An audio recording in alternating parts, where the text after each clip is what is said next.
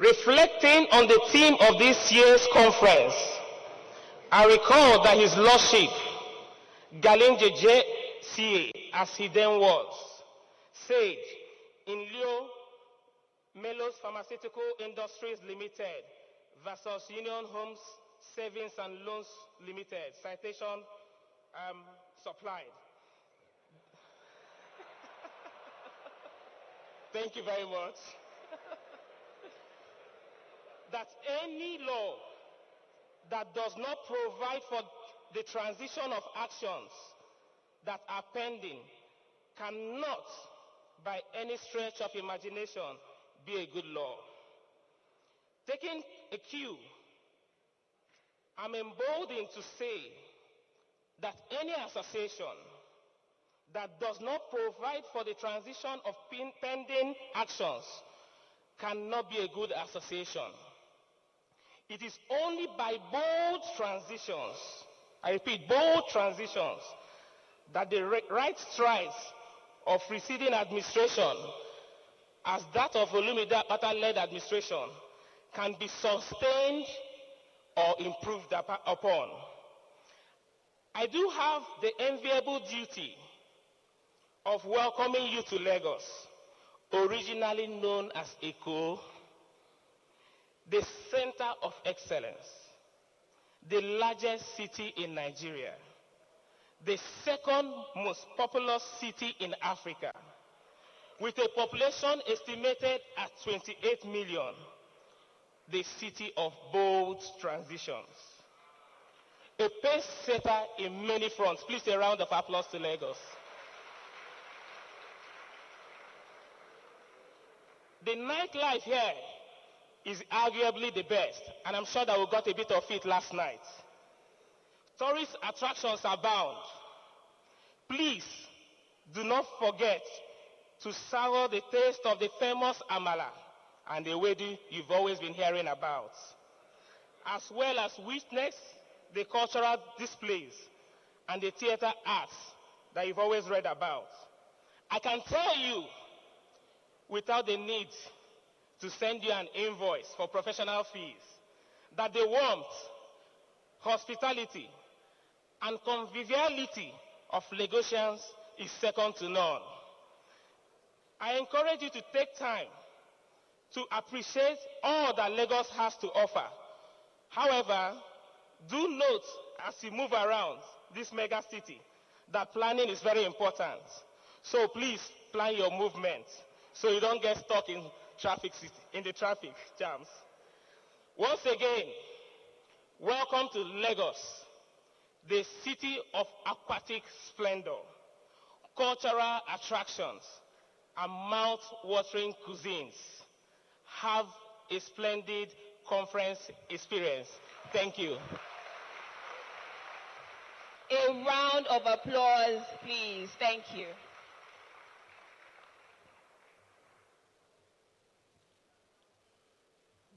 Good morning, distinguished guests of the NBA.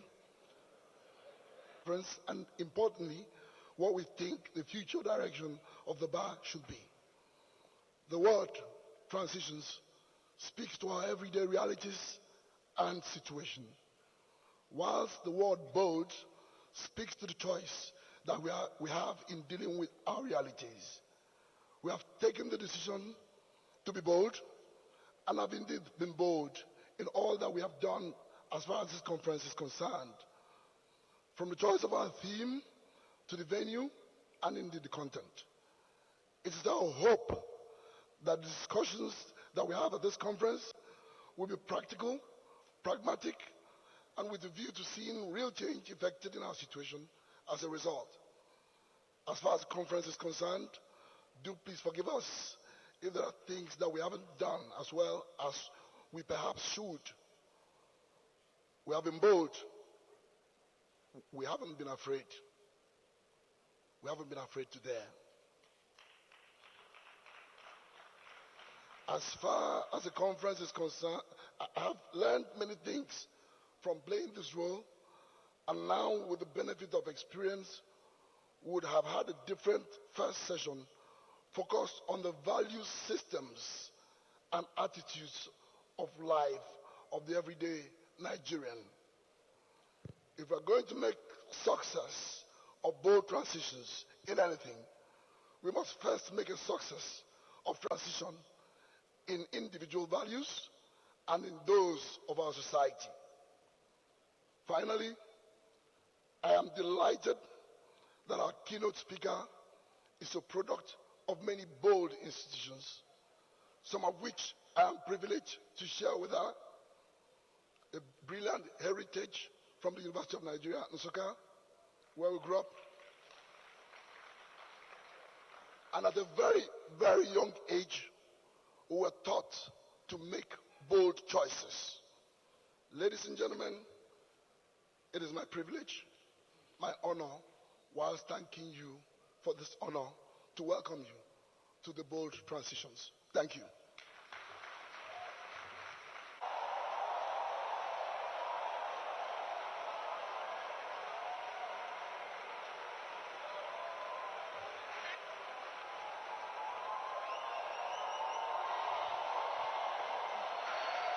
Pres'l. Thank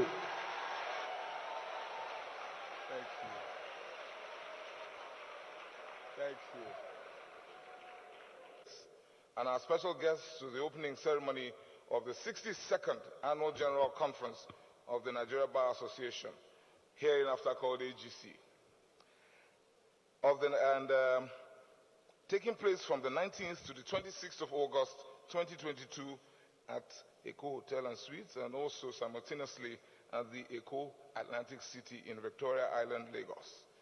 Since this is my second and last AGC as president of the bar, and the last time that I would have the opportunity of delivering a welcome address at an NBA conference in the capacity of NBA president, let me use this opportunity to place on record, ladies and gentlemen, that it has been the honor of my life, the greatest honor actually of my life, to have been given the privilege to pilot the affairs of our association. So, members of our association, let us put aside our differences for 1 minute. 1 minute. And just reflect on where the bar is today. We have made progress. We have in the room past President Thompson Onomigo Okpoko, SAN.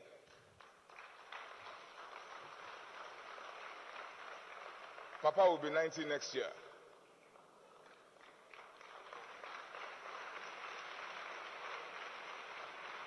Let us forget our differences for a second. We have in the room OCJ Okocha, SAN, past president.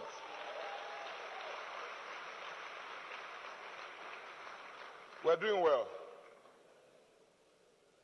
So can I send you my account number now? We have in the room Olisa Agbakoba, SAN, past president. Cameraman, when I call the name, beam. Put them. Please reflect. What does Chief Okpoko signify? That moment when we rose out of the ashes like the phoenix. He was our general. What does OCJ represent? What does Olisa Agbakoba represent? And can I top it up with our mother, Mama Folake Sholanke, SAN.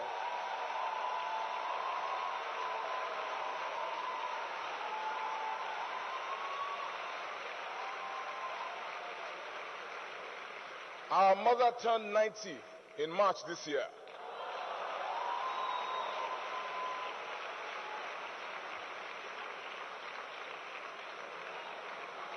Service to the bar. Service to the bar.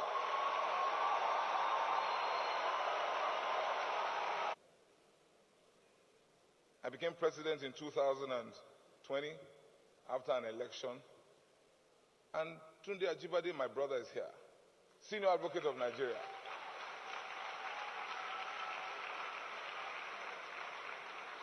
Tunde Tunde came second in that momentous election.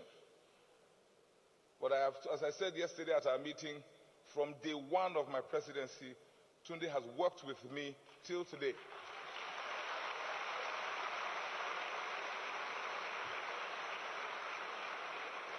So you see, the narrative out there should be this. This is the Nigeria Bar Association. Tunde is here. Oh, can I tell you that my successor is here also?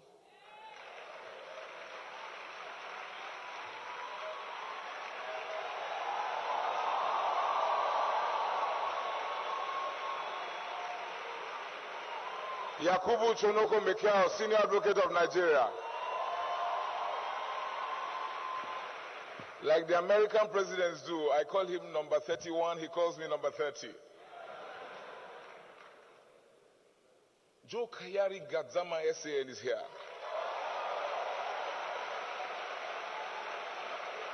It needs to be done and how it should be done. You know, I mentioned that our attorneys general have been most supportive. One man took it upon himself to ensure that both Chief Gadzama and YC Mekiao will be in this room today. Service to the bar. He called me. Our father, Kanu Agabi, SAN.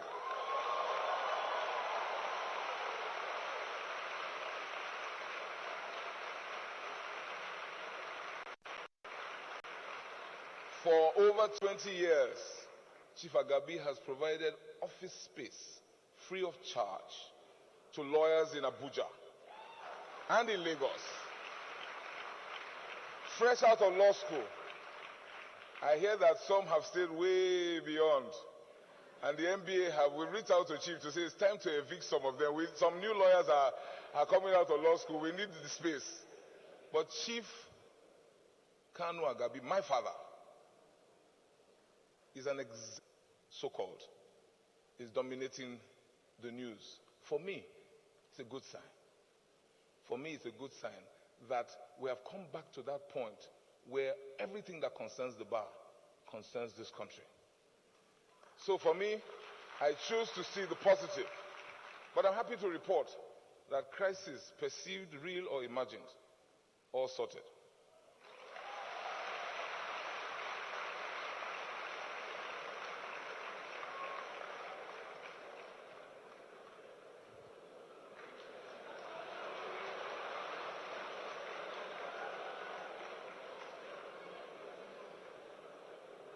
I don't mean to take much time, but I just wanted to mention to you that before I proceed, I crave your indulgence, please.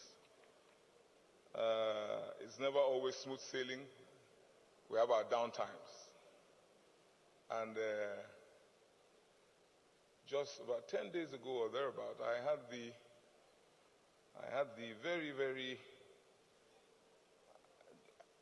I was saddened to play a role that I never thought I would have to play when I had to deposit at the morgue the body of my friend, my special assistant for the last 2 years, secretary of the MBA Welfare Committee, publicity secretary of MBA Benin branch, a barman, totally committed to the bar, a young man. Indeed, he died in active service. He was anchored Africa's most influential network of legal practitioners with over 125,000 lawyers on his roll in over 125 active branches across the 36 states of the Federation and the Federal Capital Territory. The annual conference is our flagship event, and the historical successes of previous conferences have made the AGC a permanent fixture in the NBA calendar that notably brings together distinguished public figures, thought leaders, and captains of industry to interrogate crucial issues in law, business, and governance. As you can see from the lineup of speakers and panelists for this conference, this year is no different.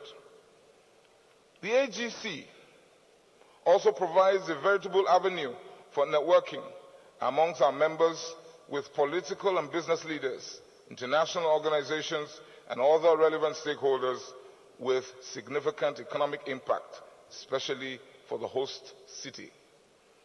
Distinguished delegates and special guests, the cardinal objective of this conference is to stage a world-class conference with in-depth discourse on critical issues affecting the legal profession and the country in general, facilitated by the most eminently qualified resource persons.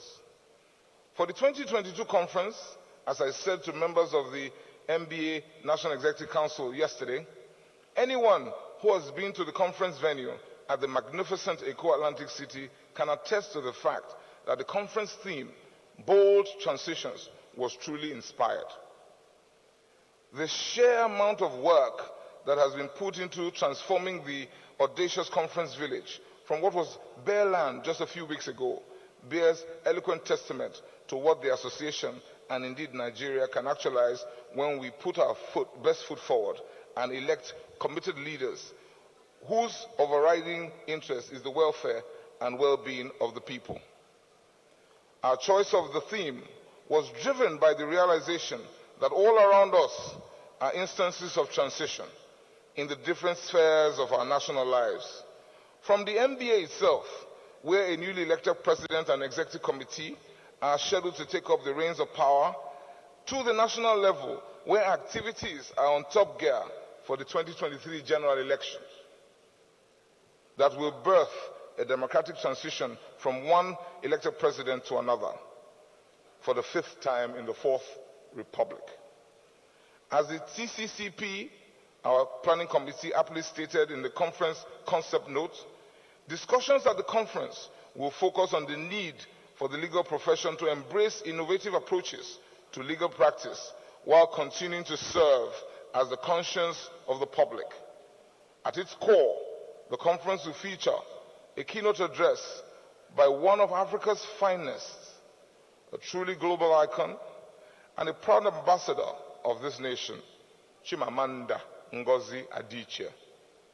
We will also have discussions from world-renowned thought leaders and leaders who have been successful transformation agents. We will have technical training for lawyers, and we'll have knowledge exchange. There will also be a discourse on the role of technology in transforming legal practice in Nigeria, and last but not the least, there will be bonding and mentoring between bar leaders and young lawyers. In this regard, we will be, in the next 3 days, starting from today, we'll be treated to over 30 technical sessions where subject matter experts will lead conversations primarily aimed at envisaging the future of the legal profession in particular, and Nigeria in general, within the context of a rapidly changing world and anticipating the adaptive measures that practitioners will be required to embrace in order to remain relevant and competitive. For the first plenary, which is titled Democratic Transitions in the 21st Century, 2023 and beyond, we have invited the presidential candidates of 4 of our political parties in Nigeria to share their action plans with Nigeria. We thank the candidates who have honored our invitations, and we look forward to a very engaging session with them.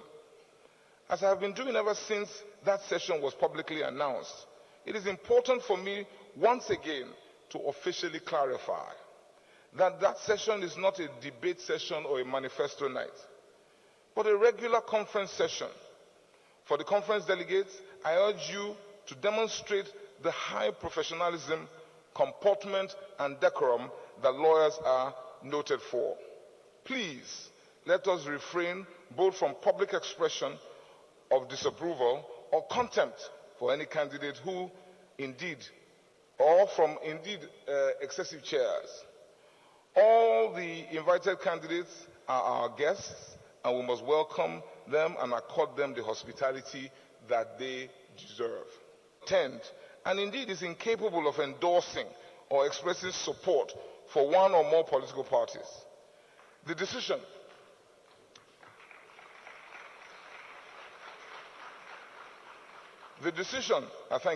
the decision to restrict the number of candidates invited to speak at the conference was merely in consonance with the general structure of the conference sessions, where we have one moderator and 4 panelists.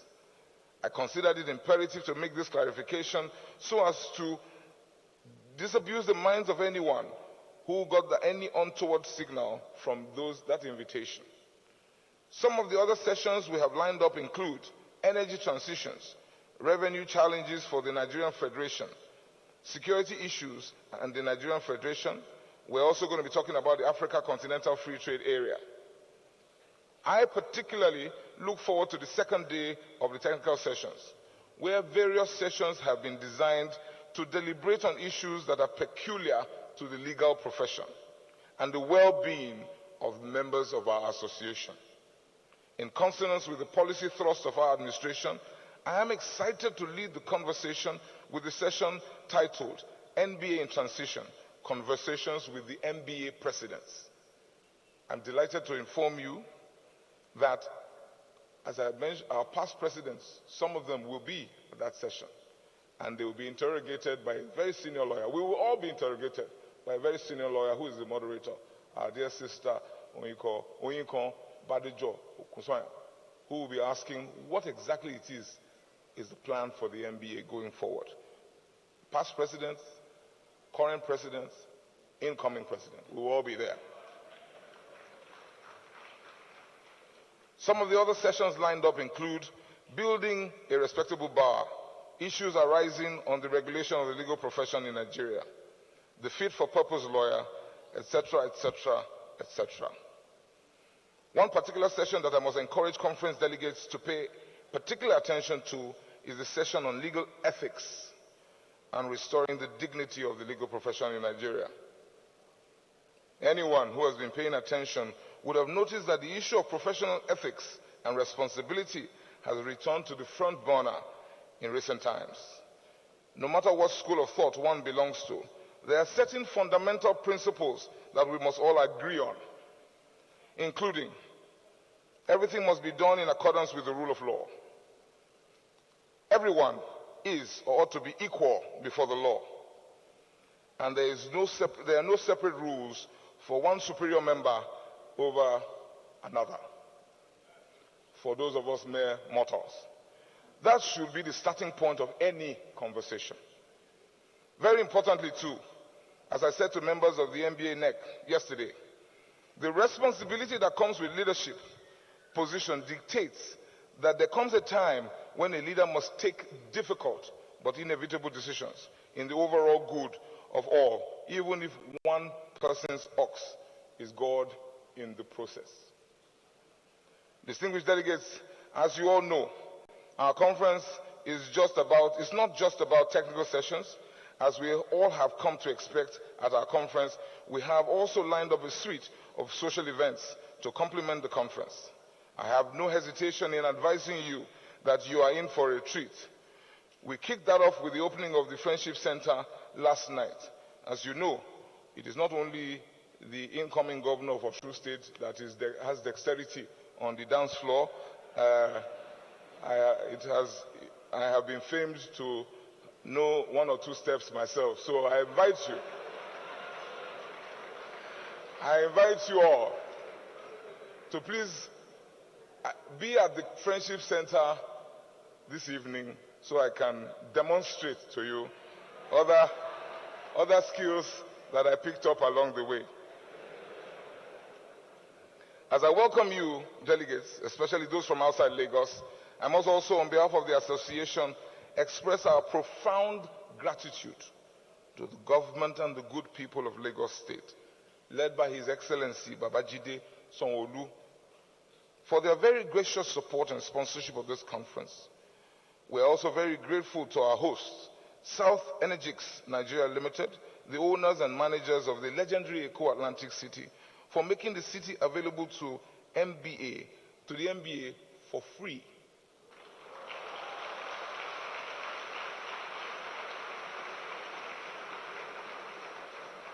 For free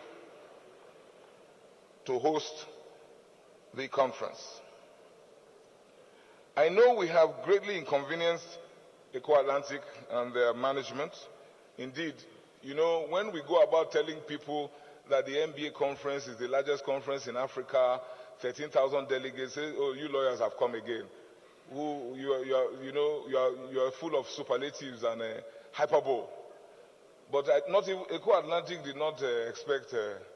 They didn't see it coming, so they have what they call a buyer's remorse right now. But we have promised them that we will not do damage and we will leave quietly on Friday. But I must thank the TCCP for managing that situation, because it's 13,000 people on Victoria Island. Anywhere in the world, 13,000 people would definitely alter things radically. So, please, we have asked them to tolerate us for a few more days, but I want you at every opportunity, at every turn, those of you who are affiliated with that company, to kindly thank them on our behalf. They have been generous hosts. My prayer, the same prayer I offered to God yesterday at the NEC meeting, is that YC McCall and his team will build for us a convention center so that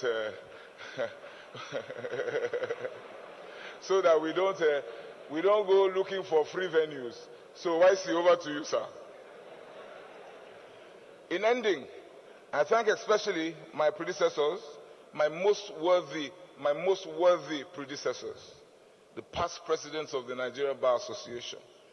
I was about to say that it is on their shoulders I stand, but I realized that will not come out quite well. I can't be standing on any shoulder, but I want to thank you for your wise counsel. The presidency is indeed a continuum. I want to place on record the fact that my predecessors in office have been accessible and have continued to guide the association many years after they have left office, and we're grateful to you. And I was a beneficiary of their wise counsel anytime I had to, now and again, navigate the murky waters that I had to swim in at certain points in this administration. I thank you, sirs.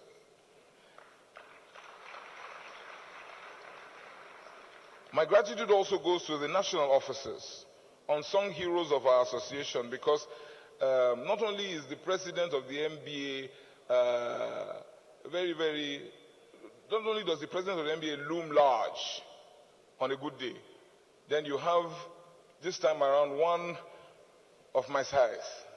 So you find out that my colleagues on the National Executive Committee sometimes have to recede to the background just by sheer presence. So I thought I should mention that they are here today. Our first Vice President, John Ikoko Martins. He and I had no problem working together because we came from the Warri Bar. And as Papa Okoko would acknowledge or would testify, in Warri, we sort our problems at home. We don't bring it, we're not the carrier come outside. We deal with our issues. So John and I have been at the Warri Bar for years.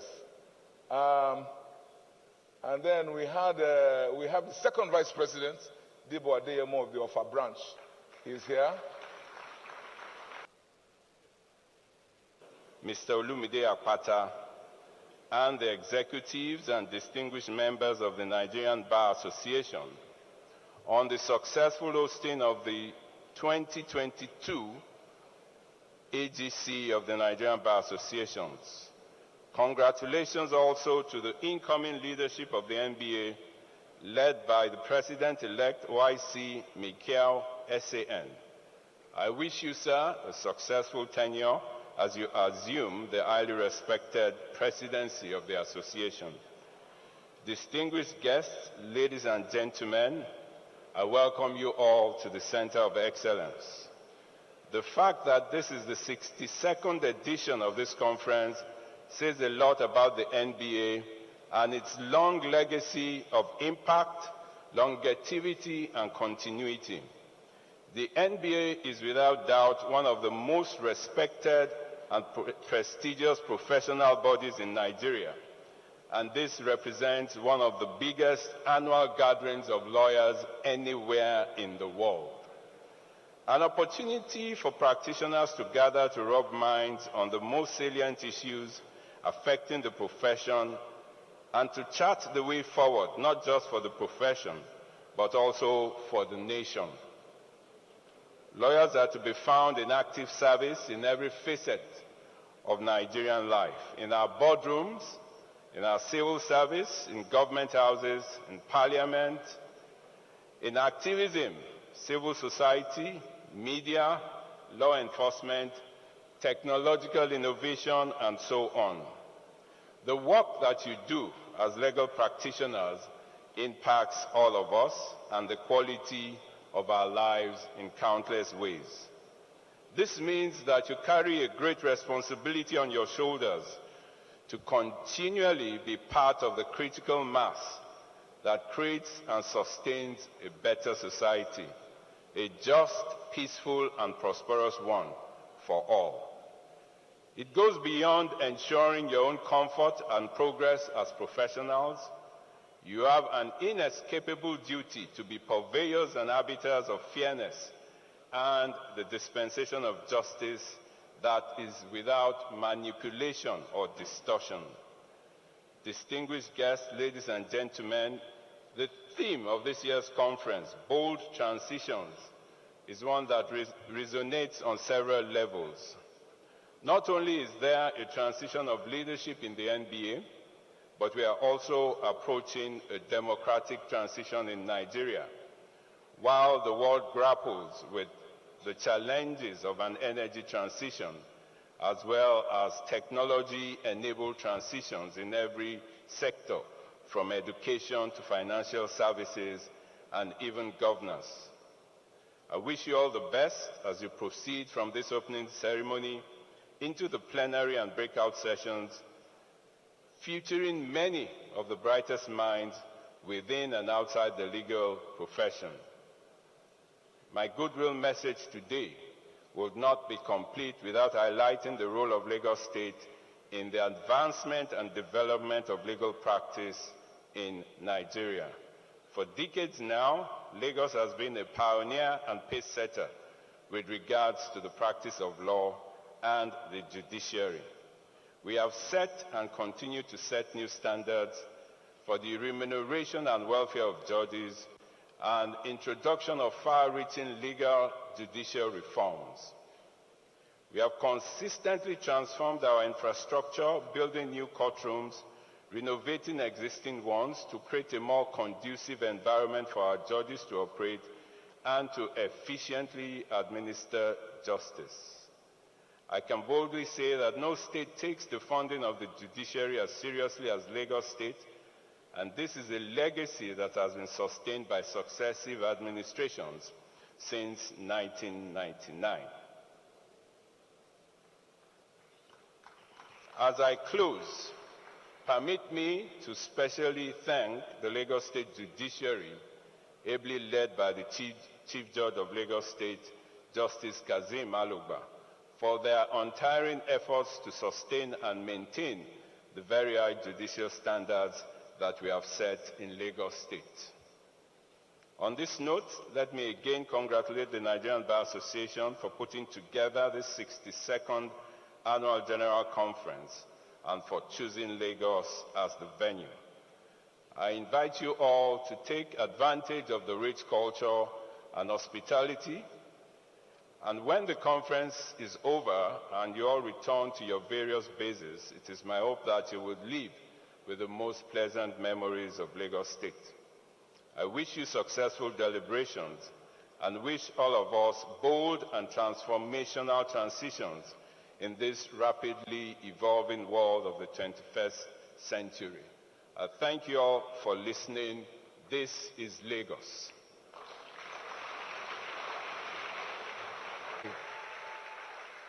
Next we have,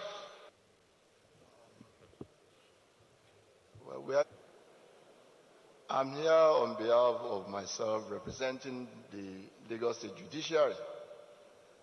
But of course, in the hierarchy of the judiciary, the Chief Justice of Nigeria is our able leader. And so I must speak of what he directed me to do before I say what I must say on behalf of the Lagos State Judiciary, being the host judiciary of this great and one of the greatest and most epochal conferences of the Nigerian Bar Association that I have known.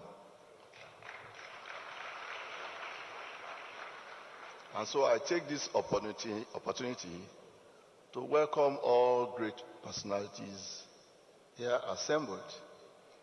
And I make bold to say that I doubt whether there can ever be an assembly of intellectuals and people who have impacted society in Nigeria, and I dare say internationally too, ever assembled in one place like we have here this morning.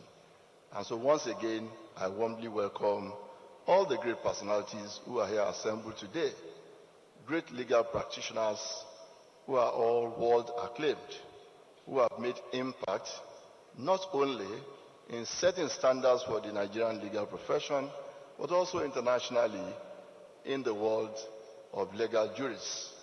And they are so numerous to be mentioned. But my president has done a good job of that.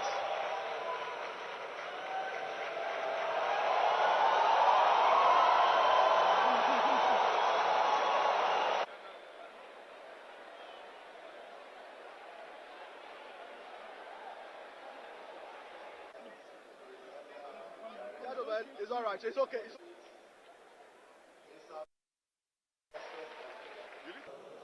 I'm most particularly attracted by two words in the theme of this conference this year. Those are bold and transition. The Yorubas will say, that is, you don't crack the knots without making heavy punches. The Nigerian Bar Association has chosen to do the right thing at the most appropriate time. These are the times when boldness becomes necessary to turn the story of the profession in Nigeria towards the right path, and also Nigeria at large towards the right path. And so no better theme will have been chosen, no better words could have been chosen to highlight what we truly need in Nigeria of today. And that is the boldness to do things aright, the courage to pursue them relentlessly, and then the realization of where we are, and then the thought of where we want to be. I am sure the deliberations that will take place during the conference of this year will address all these issues, more particularly in the legal profession, but I dare say globally, for the sake of Nigeria. And I'm so proud to associate with the bar because I'm at home. Because first and foremost, every judicial officer is a product of the bar. And I'm so happy to say that. My happiness also comes from the fact that whilst being at home, I'm again at home in Lagos, welcoming great minds in the legal profession to this deliberation. I urge the conference to be bold, audacious in all that they will deliberate on in order that we transform the Nigerian Bar Association. But one thing that has always been of great interest to me is ethics of the profession. It is not because others cannot speak good English or even with Latin maxims. It is because we are learned in the real sense of the word, that every other profession, I dare say, comes behind the legal profession. It is because of who we are, gentlemen and ladies. And therefore, that tradition must not stop. That tradition must be improved upon. We should return to the days where you appear at an occasion, even if, with all respect, doctors and engineers have announced themselves, once they say it's barrister this, everybody listens and gives you preeminence of place. Please let us do everything possible to ensure that we return to those good old days and even make it better for upcoming generations. I wish you successful deliberations, and I thank you once again. Justice of Nigeria, Honorable Justice Oluwakayode Ariwola, I most humbly declare this conference open.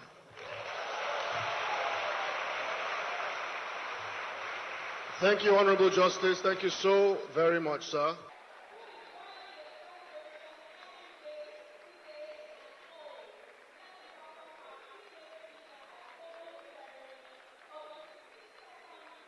A lover of language, a lover of words.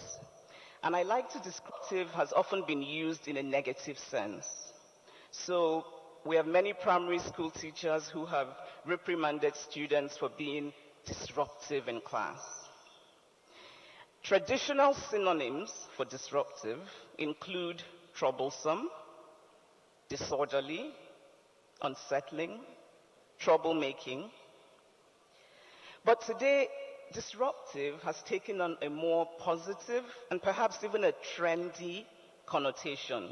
It now tends to mean innovative and original, especially concerning technology and access to information. Troublesome and innovative.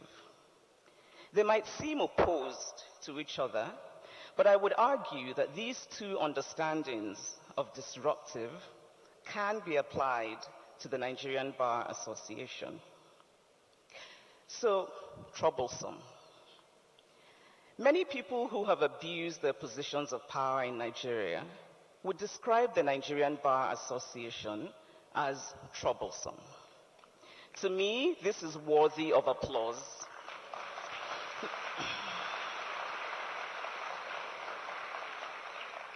Throughout history, those who have maintained principled positions and fought for justice have often been viewed as troublesome.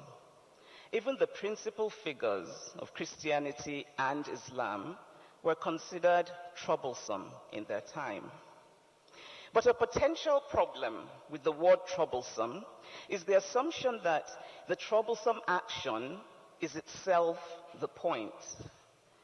The American journalist Adam Sewa wrote about many of the cruel policies of President Trump's government. And to the question, why would this administration be so cruel? His conclusion was, the cruelty is the point. But in this case, the disruption is not the point. The troublemaking is not the point. What matters is not that we are troublesome. What matters is why we are troublesome. The remarkably humane and resilient African-American civil rights leader, John Lewis, often spoke of the necessity of making good trouble, which I understand to mean not trouble for the sake of making trouble, but trouble to achieve a greater good, and in this case, justice. The Nigerian Bar Association was troublesome during Nigeria's years of military rule because of your long-standing tradition of fighting for human rights, fairness, and equity for the good of the Nigerian people. During the End SARS protests, the Nigerian Bar Association spoke out firmly about the illegal and immoral use of force and outlined clear steps to prevent its reoccurrence for the good of the Nigerian people.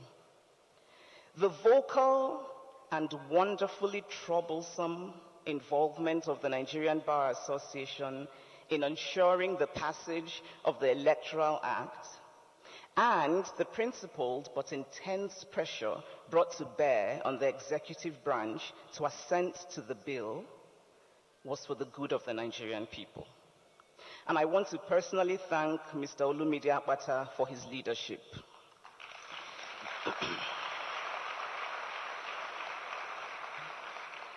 Because actions like these reverberate and inspire others and make us see that it matters that we take a stand.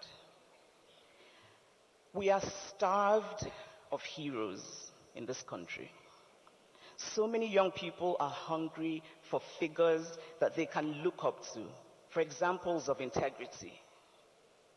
One of my Nigerian heroes is Dr. Dora Akunyili, the late, may she rest in peace, may she continue to rest in peace, the late former Director General of NAFDAC, who was also considered troublesome. Troublesome meant that she, among other things, fought the importation of fake drugs into Nigeria, that she tackled the substandard status quo of the food and drug industries, and by so doing, she saved and changed many Nigerian lives. The Nigerian legal profession is in a unique position to give us more heroes. Heroes are not angels. Heroes are not perfect human beings. Heroes are beautifully flawed. They believe in trying. They choose hope. They reject cynicism. Heroes understand that heroism is like yoga or like many other forms of physical training. Heroism is really about practice. Aristotle knew this when he wrote, "We become just by performing just acts, temperate by performing temperate acts, brave by performing brave acts." Gani Fawehinmi was a hero to so many and inspired a generation of Nigerians to want to become lawyers. But heroism does not have to be public or colorful. Every lawyer who acts to uphold the rule of law is a hero. Because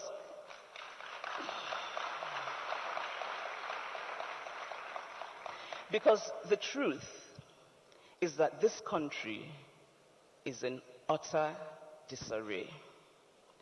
As Igbo people say, Ifa Maropolo, things are not standing well. Life is hard and getting harder for a vast majority of Nigerians. We must save the soul of our nation. And we cannot save the soul of our nation without the rule of law. We are blighted by insecurity all over this country. From Anambra State, my home state, where people are worried about holding traditional marriage ceremonies, to Kaduna State, where people are reluctant to be out on the roads. But insecurity is really a fundamental problem of the failure of the rule of law. It can sometimes seem hopeless. It can feel as though the Nigerian rot is too deep, and one can sometimes wonder why we should even bother to try to effect some positive change. But we know we can change things, no matter how small. We know that the beginning of a bold transition can sometimes take just one person. The digitization of law records in some parts of Nigeria, too few parts of Nigeria, have often been because of the decision of one person and has resulted in massive benefits for many people. The fact, for example, that all land registry issues are in a digital directory and precedents can easily be researched increases the possibility of delivering real justice, especially to those who are economically disadvantaged. And so, the fact that something is difficult or unlikely is not a reason not to try. As the Swiss poet Hermann Hesse wrote, So that the possible can come into being, the impossible has to be attempted again and again.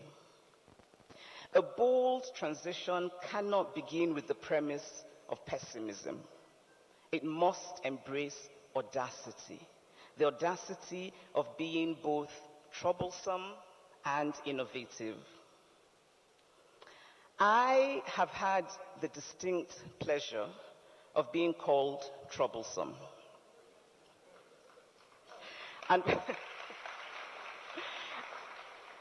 because sarcasm can often be lost in speeches of this sort, I think I should clarify that I use the word pleasure sarcastically. Because, of course, it is never enjoyable to be called troublesome or controversial or provocative. At least it isn't enjoyable to me. I have never set out to provoke for the sake of provoking, because not only do I think that it is quite a juvenile way of being in the world, but it isn't my nature. However, I refuse to silence myself for the fear that I might inadvertently provoke. What guides me in general is never the question, will this attract criticism?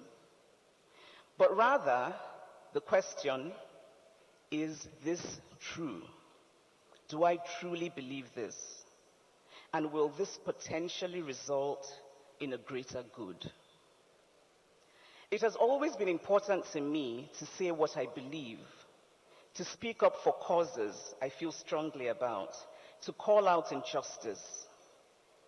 Because I know that, and I will tweak the words of our great icon, Professor Wole Soyinka, the woman dies in all who keep silent in the face of tyranny.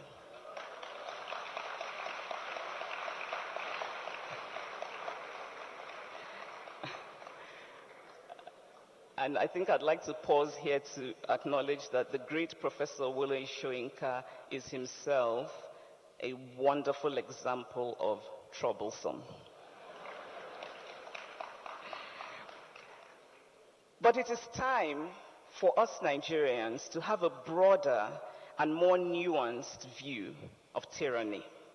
The government does not have a monopoly, and a cursed monopoly it would be, on tyranny. Federal and state security forces dragging a journalist to prison, as continues to happen in this country, is tyranny.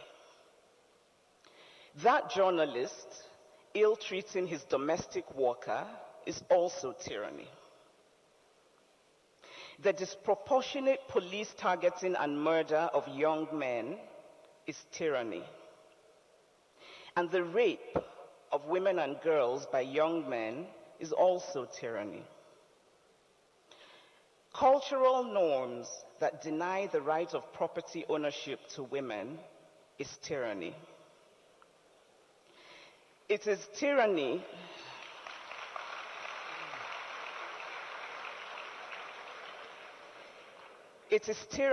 when state governments do not pay pensioners until those pensioners slump and die as broken people. The physical harassment of lawyers and some judges is tyranny.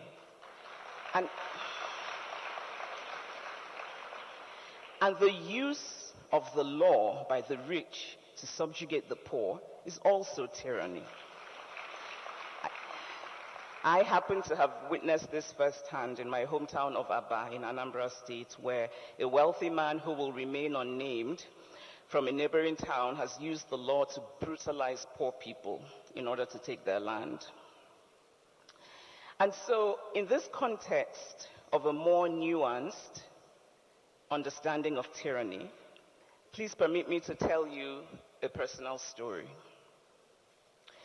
About 2 years ago, I gave a press interview in which I said that the Catholic Church in Nigeria had become too much about money. Any honest-minded person knows this is true. It is flagrantly, self-evidently true in so many churches all over this country. And the point of calling this out is so that church leaders might curtail this unchristian practice, which is driving people away from attending services. Anyway, this criticism of mine appeared to upset quite a few church leaders.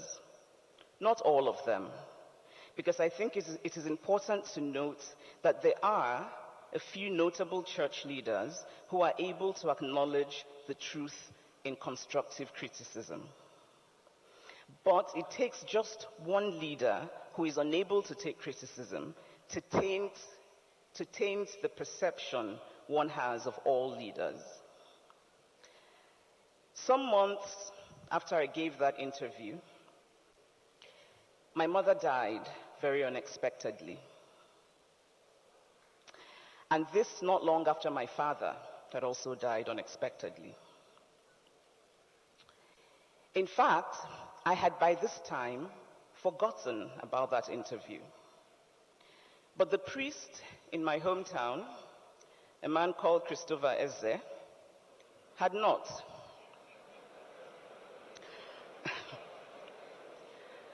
And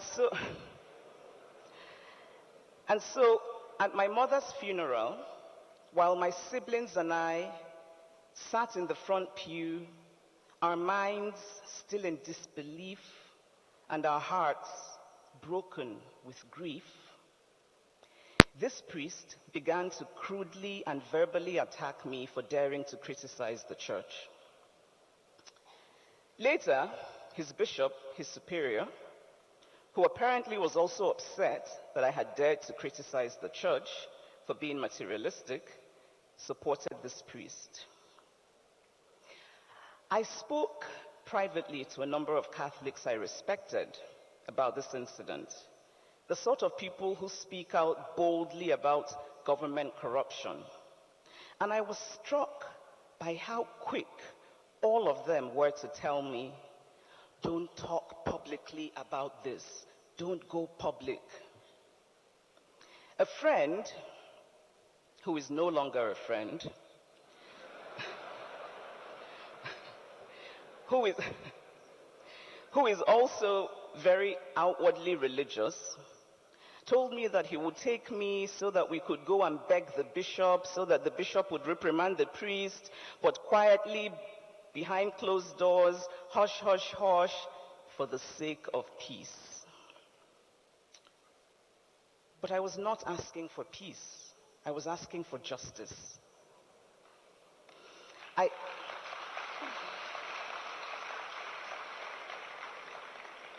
I wanted the bishop to do the right thing, to take responsibility, to reprimand the priest in the same public way that the priest had desecrated my mother's funeral, to set a precedence for consequences, and therefore make sure that no other priest would turn what is often one of the saddest days of a person's life into a venue for settling petty scores.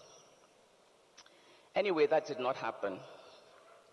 I can tell you that as I stand here, I am still filled with a shimmering, glowering, unending rage. But why did I choose to tell you this story? Because it made me realize how often in this country we sweep aside injustice in the name of peace.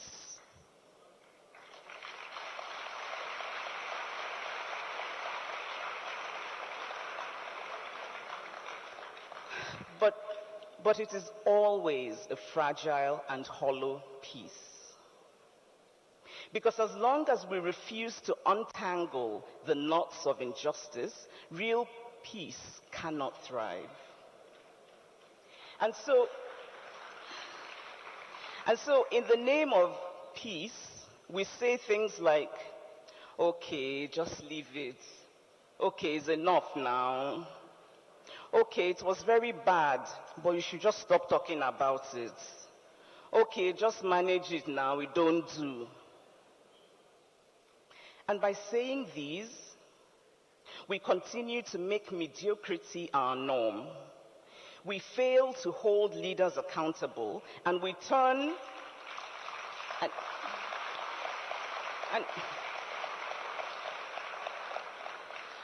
we fail to hold leaders accountable, and we turn what should be transparent systems into ugly, opaque cults. My experience also made me begin to think that there is something dead in us, something dead in our society.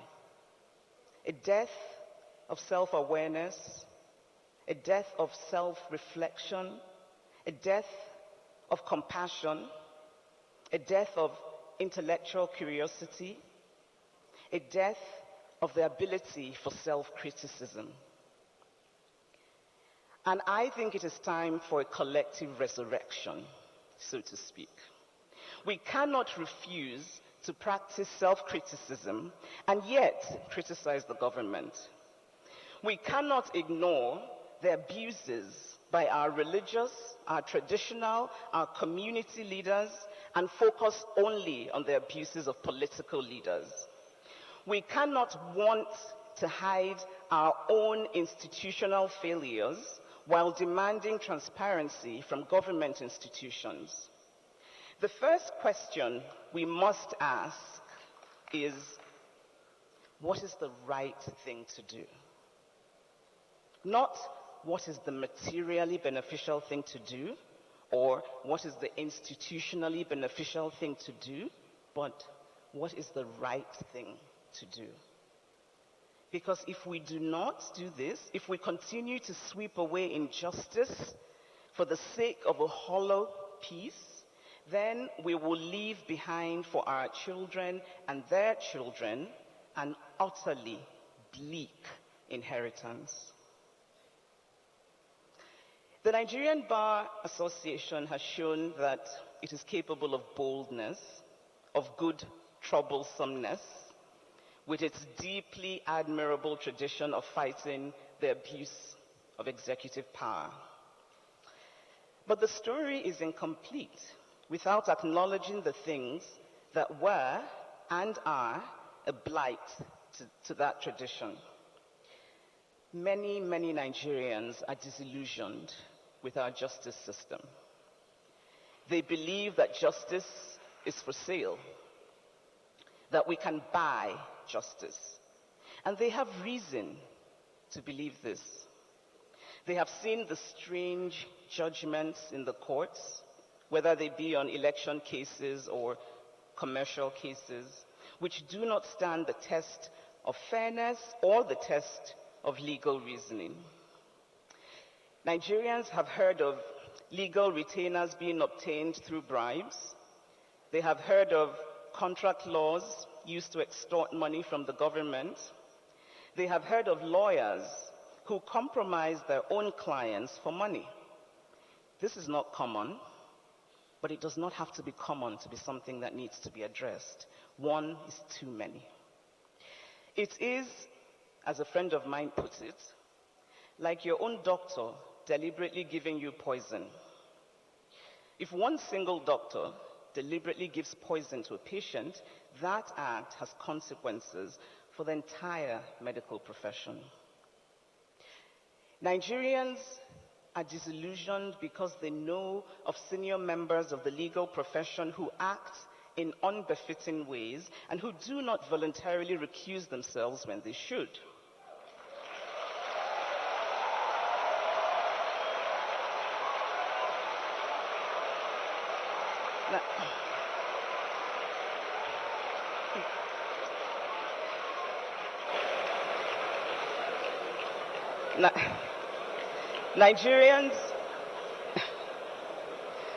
Nigerians are disillusioned.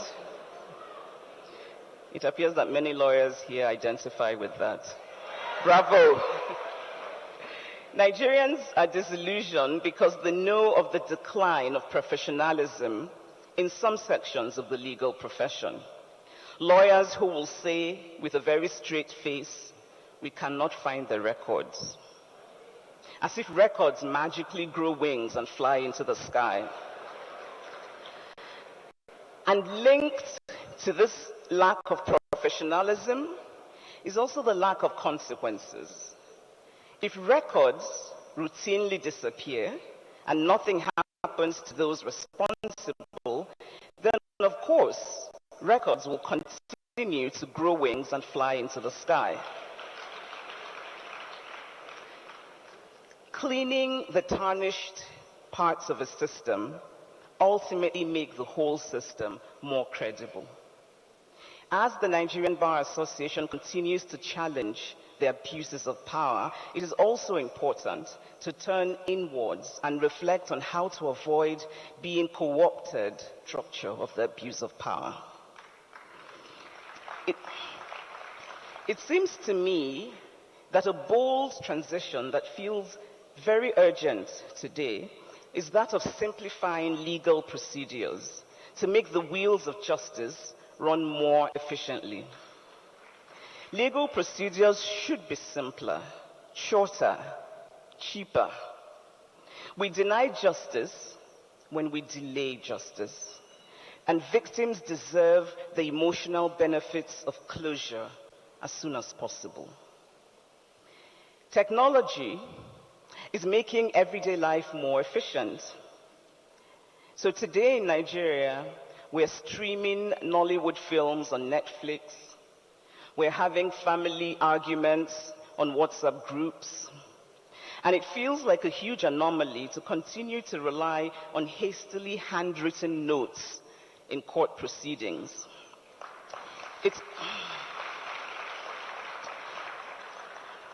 It is time for the full use of technology in the administration of justice.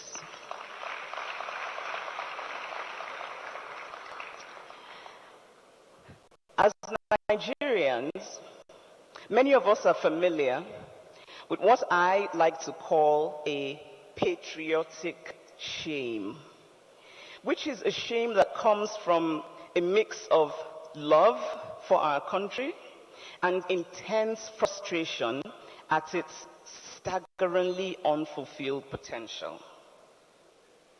Some of us have an attack of patriotic shame when we visit another country and see things as basic as people simply and quietly standing in queues. And we compare it to the unnecessary chaos of our public life.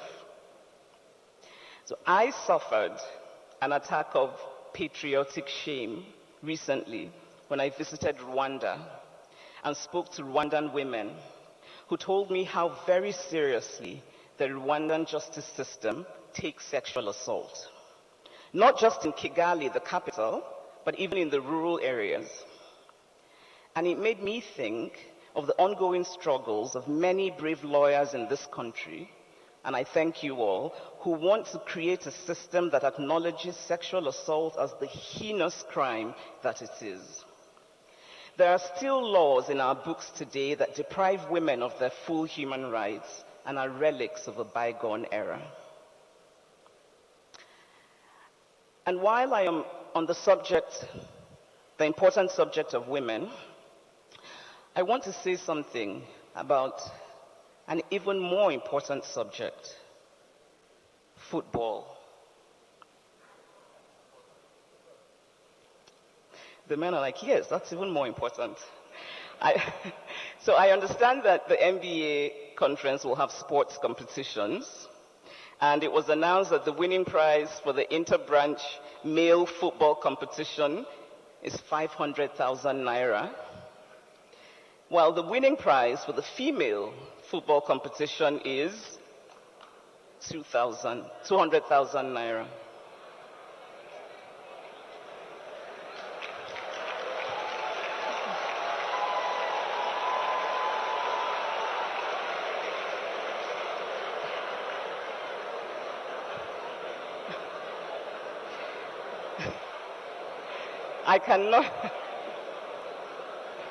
I cannot think of a better opportunity for a bold transition today.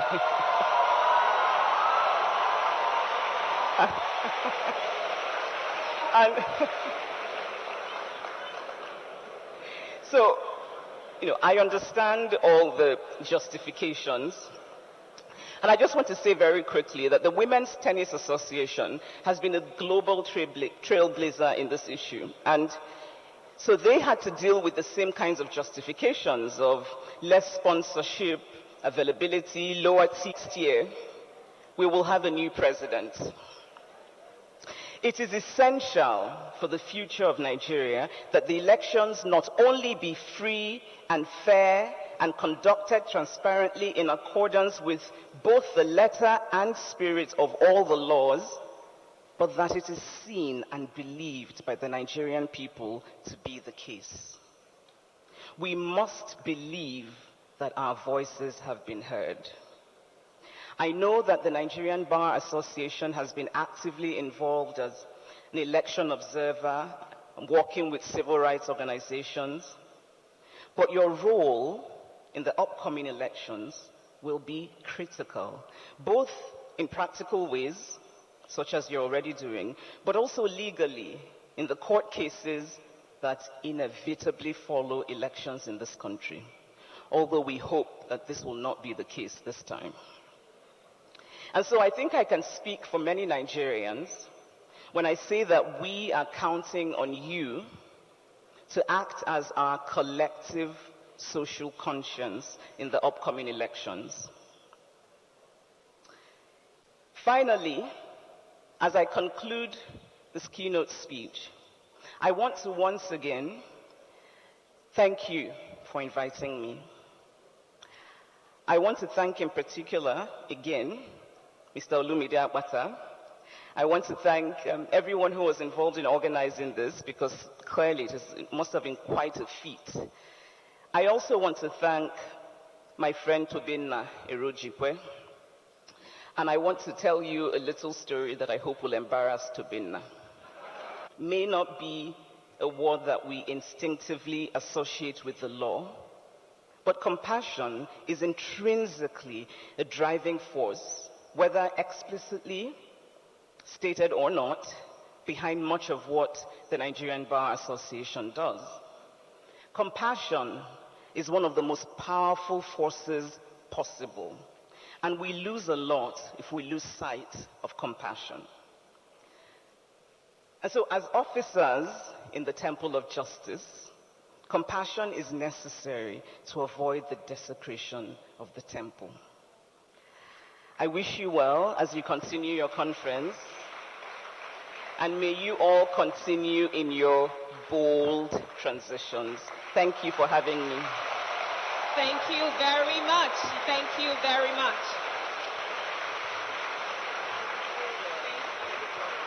Please, photographers, did you get the photograph? Thank you.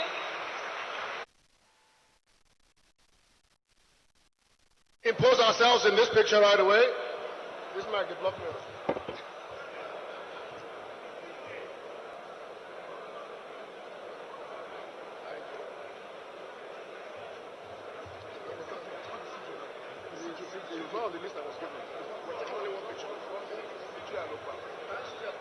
Can CJ Alogba please join us on the stage? The CJ? That's CJ Lagos State, sir. Sorry about that. I made that omission. My apologies.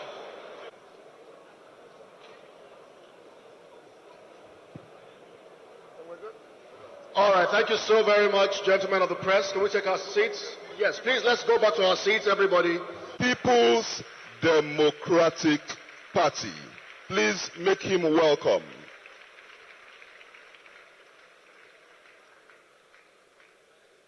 Okay, yeah. Okay, yes, sorry.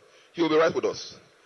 Next up is Bola Ahmed Tinubu. Thank you.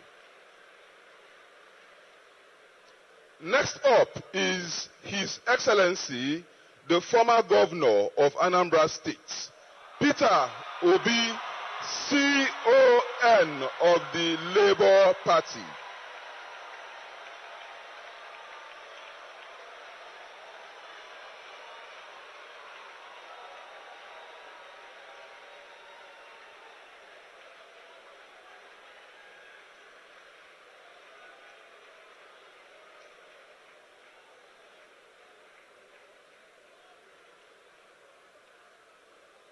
Now, finally, at this point, please. Ladies and gentlemen, I want to refer to Chimamanda Ngozi Adichie.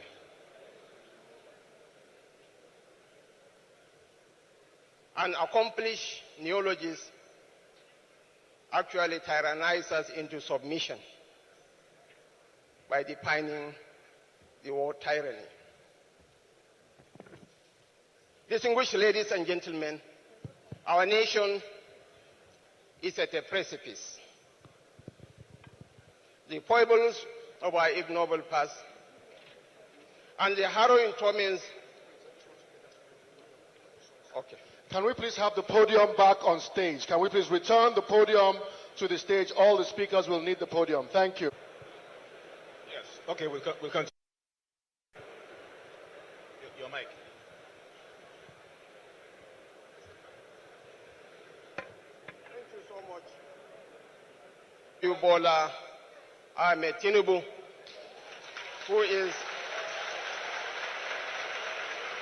unavoidably absent for this function. It is needless to add that seated here in this chamber are some of the most learned brains Nigeria has ever produced. Very rational people. And the next transition will be a very bold transition.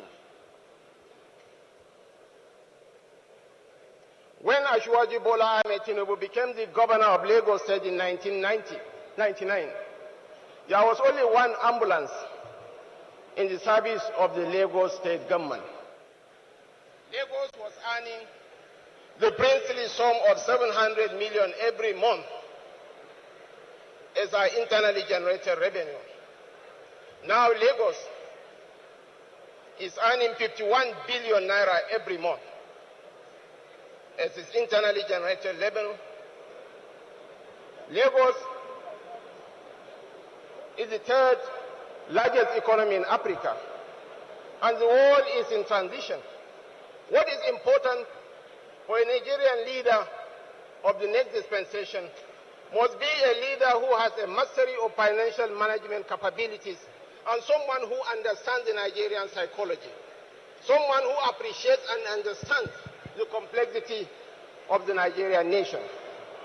Here, you have a city boy who has transformed Lagos into a home for all. My brother seated here, he calls Lagos home, not Auka. Asiwaju Bola Ahmed Tinubu has established an excellent track record of performance. He has mentored men and women who are excelling in different fields of human endeavor. And the world is changing. And the trajectory of global growth is facing Africa, and Nigeria will make or mar that transition. And as Chinua Achebe said, the problem of Nigeria is purely and essentially that of leadership. Once we get the leadership question right, everything will fall into place. In this age when others are talking of artificial intelligence, when others are talking of nanotechnology or biotechnology, we need a leader who has the skill set, who has the understanding of the global economy to shepherd us in this age. And if you get one, you are getting one for free. He's the city boy. I am the golden boy of Zenith. In Jim Obia's world, the sole barometer for assessing people is your level of competence and your input. In the history of Zenith Bank, no one, I dare say, apart from the legendary Adaora Umeji, no one grew faster in the history of Zenith than my humble self. I have mentored men who are excelling in different fields of human endeavor. As I said earlier, the world is watching at us. And the ultimate measure of a man as Martin Luther King said, it's not why he stands at times of comfort and convenience, but why he stands at times of challenges and difficulties. I urge my learned colleagues here, my learned friends here, to be rational, to be calm. You should have the boldness and the courage to make informed decisions, not emotional decisions. Here we have, on the threshold of making history. In the United Kingdom, Rishi Sunak, a young man of Indian descent, is about to become the Prime Minister of Britain. I urge you all to align yourself with the aspirations of the APC candidate, fundamentally because of his competence. He has an established track record of performance. Lagos is now a tourist destination of choice in the West African sub-region. Lagos produces 75% of the bird collections in this country. Lagos has the bosom, has the generosity of spirit to embrace all. And we are going to recreate the Lagos experience all over the country. Your Excellencies, distinguished ladies and gentlemen, I urge you, I beseech you, I call on you to use your rational sense of judgment. Make informed judgment on who you are going to vote for in the next dispensation. It's absolutely essential that you vote for competence, for capacity, for a leader who can lead us to the promised land. It's absolutely essential. Yes, I assure you, Bola Ahmed Tinubu is the man to beat. Thank you so much, and may God bless us. Thank you very much. Thank you. Well, I'm going to hear a word of what he said.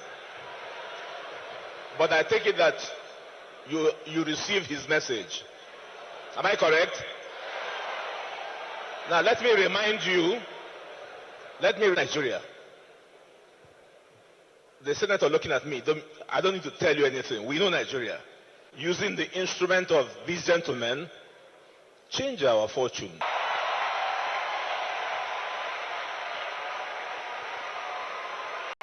Let me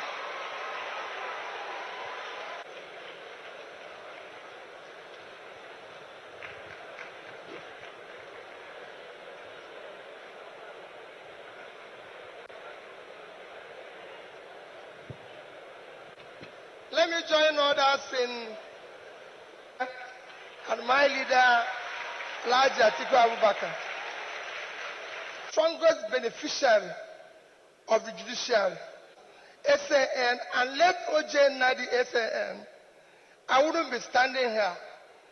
You know that from my election petition to my impeachment to my tenure interpretation. And again, whenever people talk about corruption in the legal or in the judiciary, and one who takes exception, in all this journey, I did not give anybody 1 naira.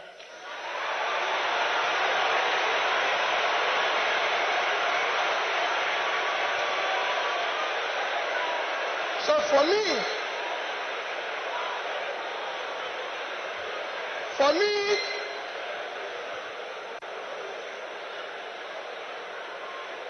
I remain eternally grateful to you for what you did for me to be here and everything. Our topic today is democratic transition in the 21st century Nigeria, 2023 and beyond. I think it's for great people like you or people like Chimamanda I invited, but for me as a trader, I'll try to contribute in my own little way, the way I think we should go. For me, democracy have a simple description. Government of the people, by the people, for the people. That means everything about democracy is the people. And transition means changing from one thing to the other. And for me, Nigeria needs urgent transition from being a highly insecure country to a secure country, from a disunited country to a united country, from corruption to a transparent country, from a country of lawlessness to a country of law and order. But in all this, it is important that we look at where we are today for people to understand the gravity of the journey we are going to take if we are going to transit. Where are we today? Nigeria has qualified to be a failed state. We have met the 2 or 3 biggest characteristics of a failed state. Number 1 is when you are no longer in charge of your territory. Today, we are among the top terrorized countries of the world. We are among the top kidnapping countries of the world. Banditry, criminality, bandits have taken over some parts of this country. Nigerians are being killed daily. All sorts of criminality is going on daily. Even our most important source of foreign exchange revenue, oil, is today 80% stolen. That shows how bad it is. We are the only country, apart from Venezuela, who we know is their own is because of sanctions, that is not meeting up its OPEC quota. Every other country is begging for increase, but Nigeria is not meeting up its own. And you wouldn't believe the quantity that is missing. In July alone, our total average, our quota is 1.8 million. In July, our total average was 1,083,000 barrels a day. That means that in July, we lost 707,000 barrels per day. If you multiply that by 31 days, it will give you 22,227 barrels of oil that we lost. This is a country that needs dollar. If you sell it, if you sell that oil, if you sell the quantity we lost, this is July alone. If you sell it at the average price of $110, it will give you $2,450,000,000, which at our rate of exchange of 550, you lost. If you use 550, because I used an average of 550, you've lost 1,344,700,000,000 naira. That is your country. That's what you lost in 1 month because of stealing. It is important that we know this. Number two item to show that we are failed state is that you are no longer in control of your economy. Your economy today, we have an economy where we have over 100 million people living in poverty.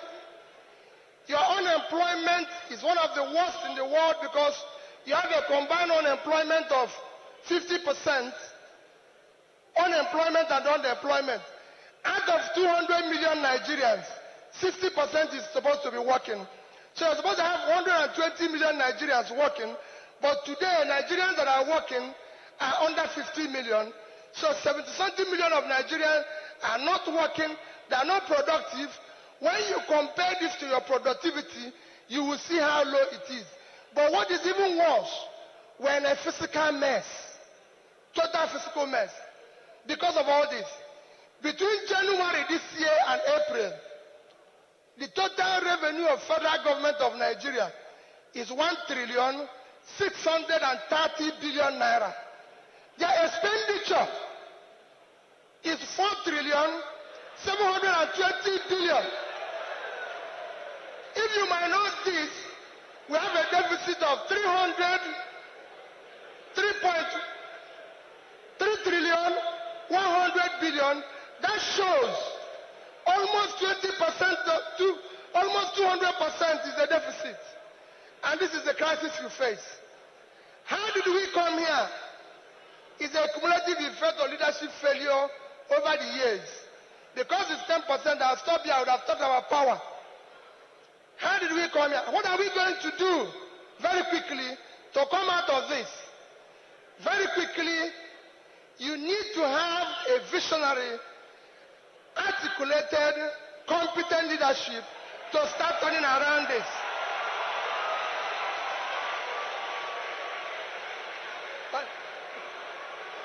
So, next year, the time is up, I'll take it there. Now next year, the election you're going to have next year will not be about, remember, it is not about tribe, no religion, not connection, not entitlement. It must be election about character, competence, capacity, and commitment to deliver.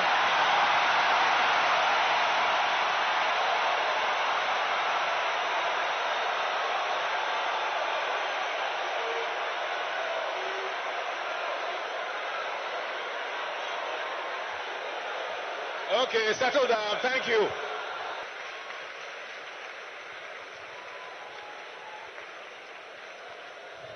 Thank you. Thank you very much. Gratitude for the invitation granted me to be here with you this afternoon in your annual conference. I have been requested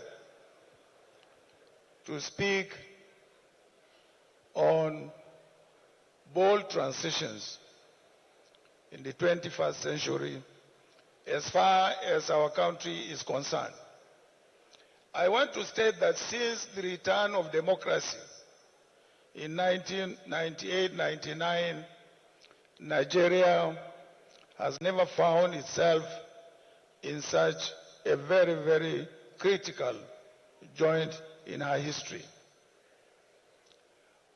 Today we have had all the negative indices as far as our country. Today we are more disunited as a nation. We have never experienced this level of poverty. We have never experienced this state of insecurity. We have never experienced this level of unemployment. We have recognized all these negative developments in our history. What is important is how do we tackle these challenges.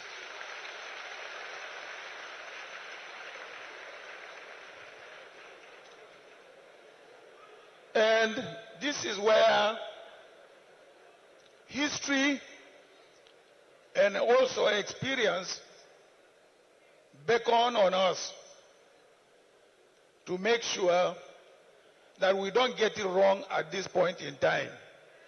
Otherwise, if we get it wrong at this point in time, I don't know when we will ever get it right.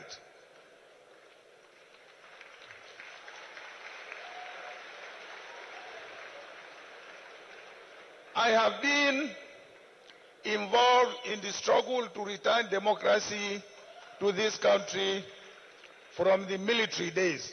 In fact, I can say I am even lucky to be alive. So many of my contemporaries have been murdered, have been killed in this struggle. But somehow, by the grace of God, by miracle, I have survived up to this point in time. And that's why in my brief introduction, I stated that there are 5 key areas that any leadership, forget about party, any leadership, whichever from political party, must confront these 5 issues. And I enumerated them. I said the unity of our country is very, very fundamental.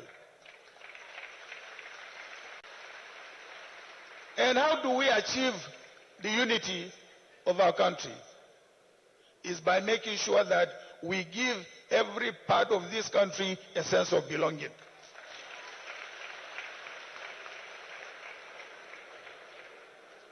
And somebody asked me, how do you give every part of this country a sense of belonging? I referred them to the situation we found Nigeria in 1998-99 when we came into office. As a PDP party, we won overwhelmingly. We could go on and form our party, our government, just based on our majority. But we decided to shelve the majority and say, look, every political party must be part of our administration. And we formed a government of national unity. No sooner we formed the government of national unity, there was calm in the country. After the calm, what next? How do we move? Then the issue of the economy came in, the issue of security came in. Because we had a consensus, we had no problem dealing with the subsequent challenges.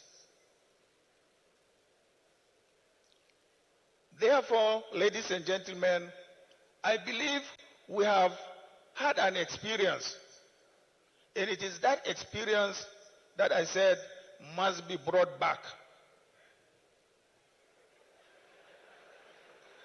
Yes, must be brought back. It is only when you have this sense of belonging that you will be able to deal with, say, the issue of security.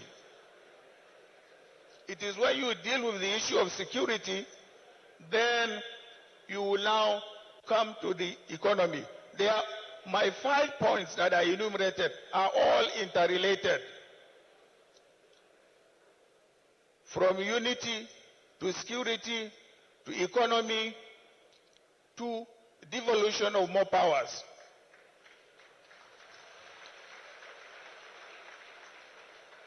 I am a product of devolved powers then.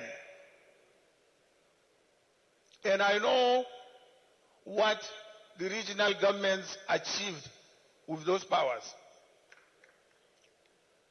So that's why I advocated for restructuring or development of powers to the states and the local governments. More resources, more powers to the states and also the local government. So my 5-point program was based on experience. They were based on something that I have seen, I have participated, and I felt went well for this country. So I'm not on a trial and error leadership.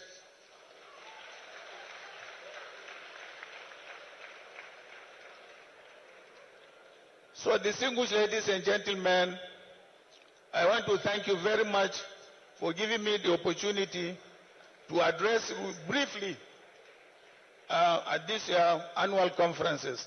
I wish you every success in your deliberations. Thank you. God bless you.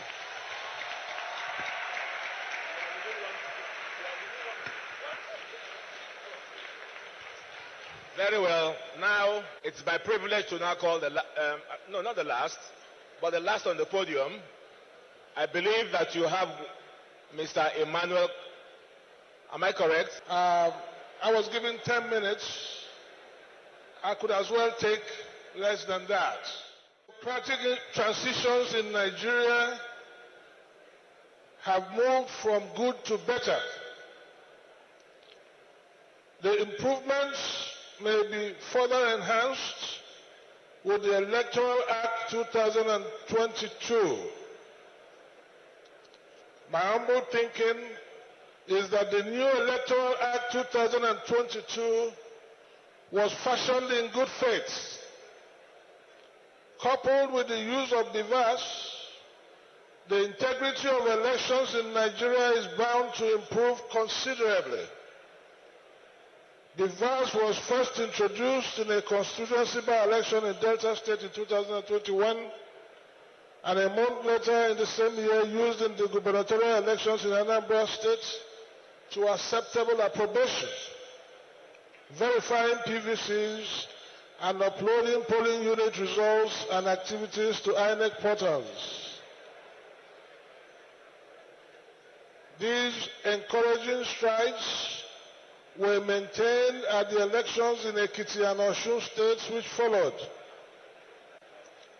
Suddenly, we do not record the big numbers of the past elections, pointing to the fact that the days of compromised elections are now being phased out.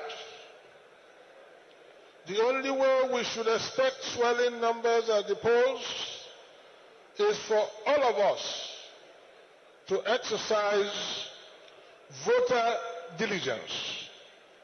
That is, by coming out and waiting patiently to vote at elections in 2023. Democracy comes from the Greek words demos for people and kratos for power, meaning power of the people. My often repeated phrase is, the bulwark of my presidential bid is predicated on popular votes at the polls from a majority of Nigerians. In driving credible, reliable, resilient, and enduring democratic transition in Nigeria of the 21st century, I respectfully recommend that we respect the ballots. Let us canvass and sustain free and fair elections. Let only valid votes count. We should, in the most vocal manner possible, enforce the extant laws such that no person who is palpably below the age of 18 years should be allowed to vote. Such votes, where cast, are invalid votes and should not count in arriving at the result of the election in the particular polling booths across the country. See Section 12(1)(b) of the Electoral Act.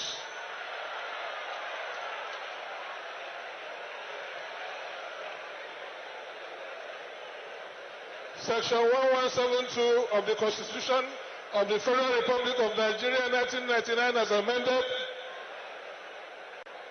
Stopping persons below 18 years of age from voting should not pose a problem. It is difficult for a child of 10 years to make out he is 18 years, no matter how endowed.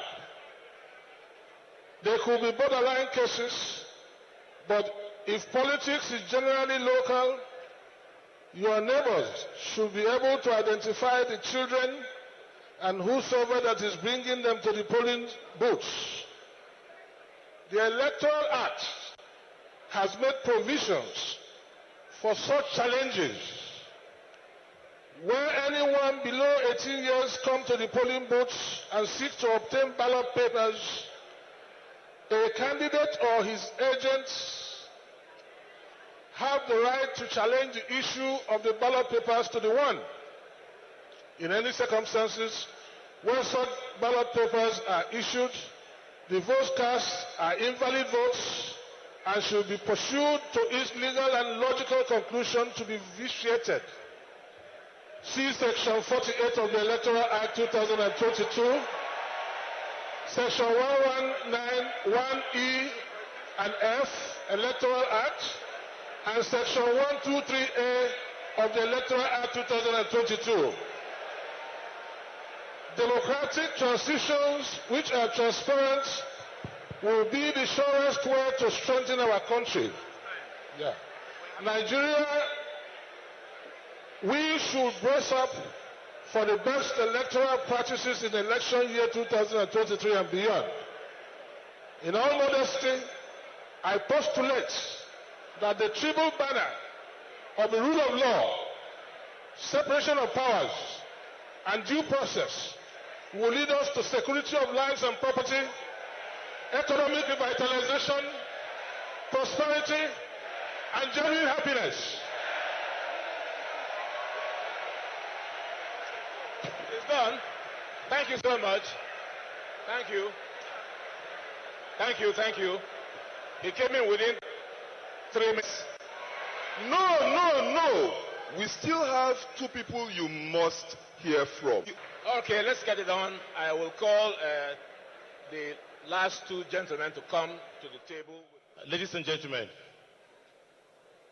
this opportunity to appear before my peers and my seniors shows that, well, I have a lot of character witnesses here because there are people I practice with and the profession to which I belong. Our profession is like a hospital where all the doctors can decide whether they want to work in the casualty ward. So you allow all the accidents to happen, all the mismanagement to happen, and when the patient is, the vitals are getting close to zero, they bring the patient for you to do an emergency work.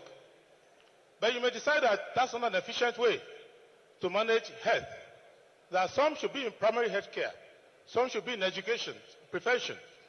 That is the reason why a lawyer, having studied the flow of power in the country and the errors of decision making, decided to say, we need to go out and be part of those who will do primary health care for the governance of Nigerians.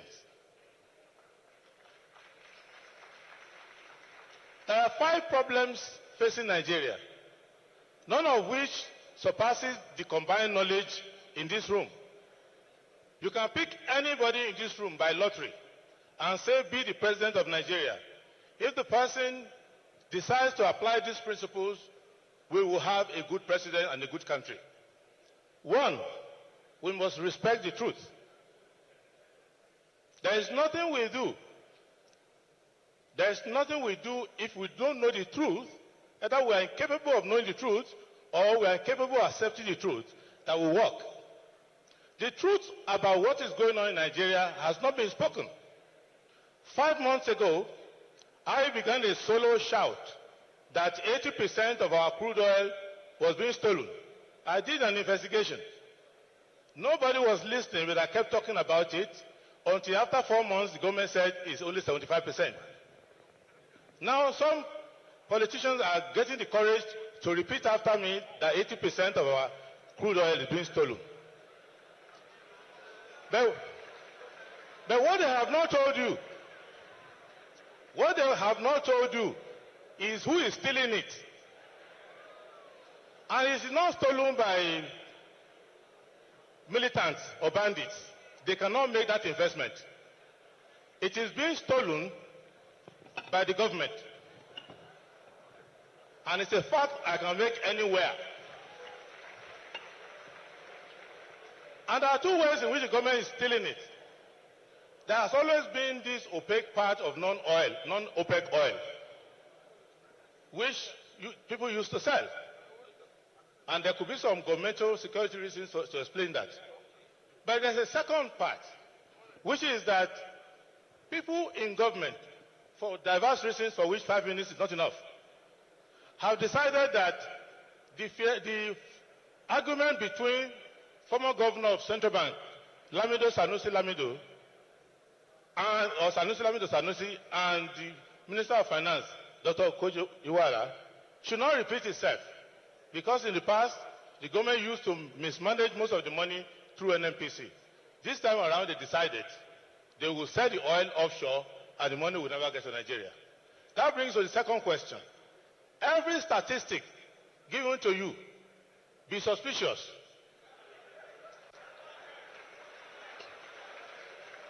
With due respect, including the one given to you at this stage, this afternoon. Because if you run a repeat after me mentality, where the person who steals the oil also profession, with due respect, with the best endeavors, our country is a crime scene. And we cannot sit at the bar and wait for somebody to be charged, or sit on the bench and to testify. We must go to the theater and get it. Last point. Transitions cannot be rotations. Ashebe was right that leadership was the problem of Nigeria. But the problem of Nigeria today is rotation of the same leadership in different political parties. If you make a change, generational change, attitudinal change, you will have a bold transition that will take away all those who have been in government and bring new people. That is the vision. Thank you.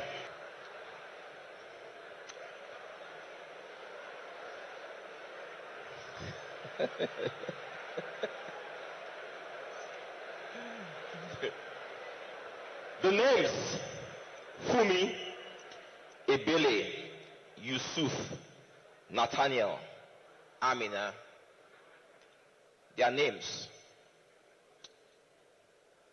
They might seem like names to you, but these names symbolize some of the names of thousands who have been killed in Nigeria in the last 1 year. It's very easy to sit in this environment and not understand the true situation of Nigeria, and not understand the reality of who we are. I come from a family of lawyers. My late father was a federal high court judge. I was about the only member of the family who he didn't allow study law. I love the law because the law interrogates. It interrogates. And that's why we're here. If we stay here for the next 5 hours, you will not hear solutions from this place. People can't give what they don't have. Please, bear with me. We agree we're in a mess. We're in a mess because we've had people who can't give what they don't have for too long. It cannot continue. We speak about security. I live in Abuja. My kids can no longer go to school because schools in Abuja, where the president of Nigeria lives, the schools are shut. If they can't protect schools in Abuja, where then is safe in Nigeria? Where's safe in Nigeria? Our security infrastructure is overwhelmed, underfunded. We must immediately get the police. Please, it's important you listen to me. Please, please. We must immediately get the police, the civil defense to join our military in this war. I have been to war-torn countries, and Nigeria is the only country in the world where a nation is at war and her people don't know they are at war. We don't know we're at war. Our soldiers are dying every day.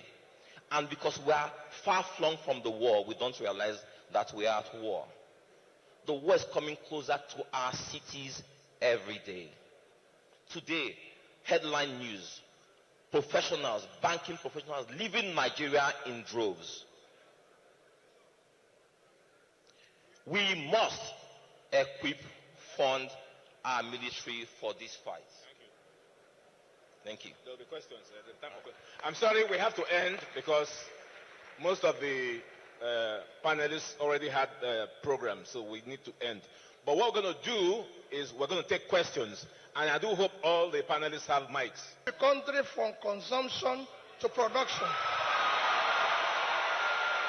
A country, Nigeria as a country, please, Nigeria as a country, in 2021, our total export, a country of 200 million people, with a land size of 923,000 square. Our total export, using the rate of exchange today, is about $30 billion for 200 million people, including oil.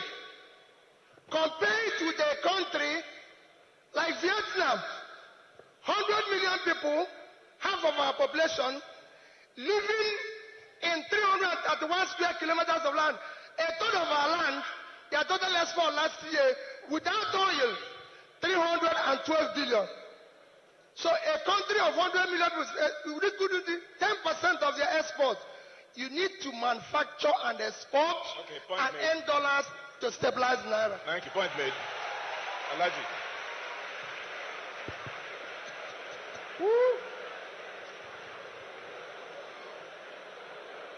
Please, silence, please, so I can speak. Silence, gentlemen. Go on, sir. Well, to stabilize the Naira, our economy is suffering from self-inflicted economic malaise and externally induced shocks.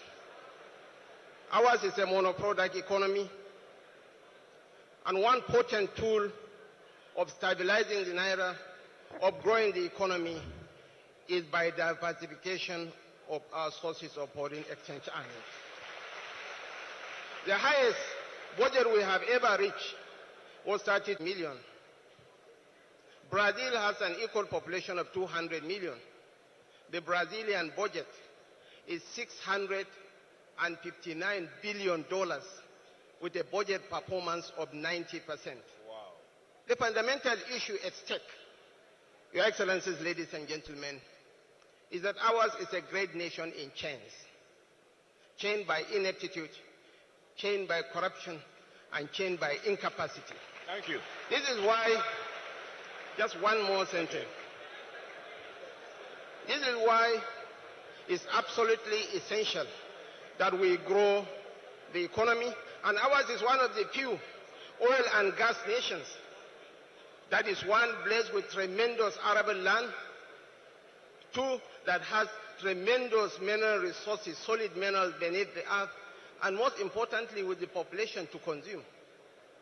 So definitely, there is no easy path to victory apart from diversifying. Thank you very much. Thank you. So, Alaji. We must abolish the multiple exchange rates that is being done now. Two, you allow the convergence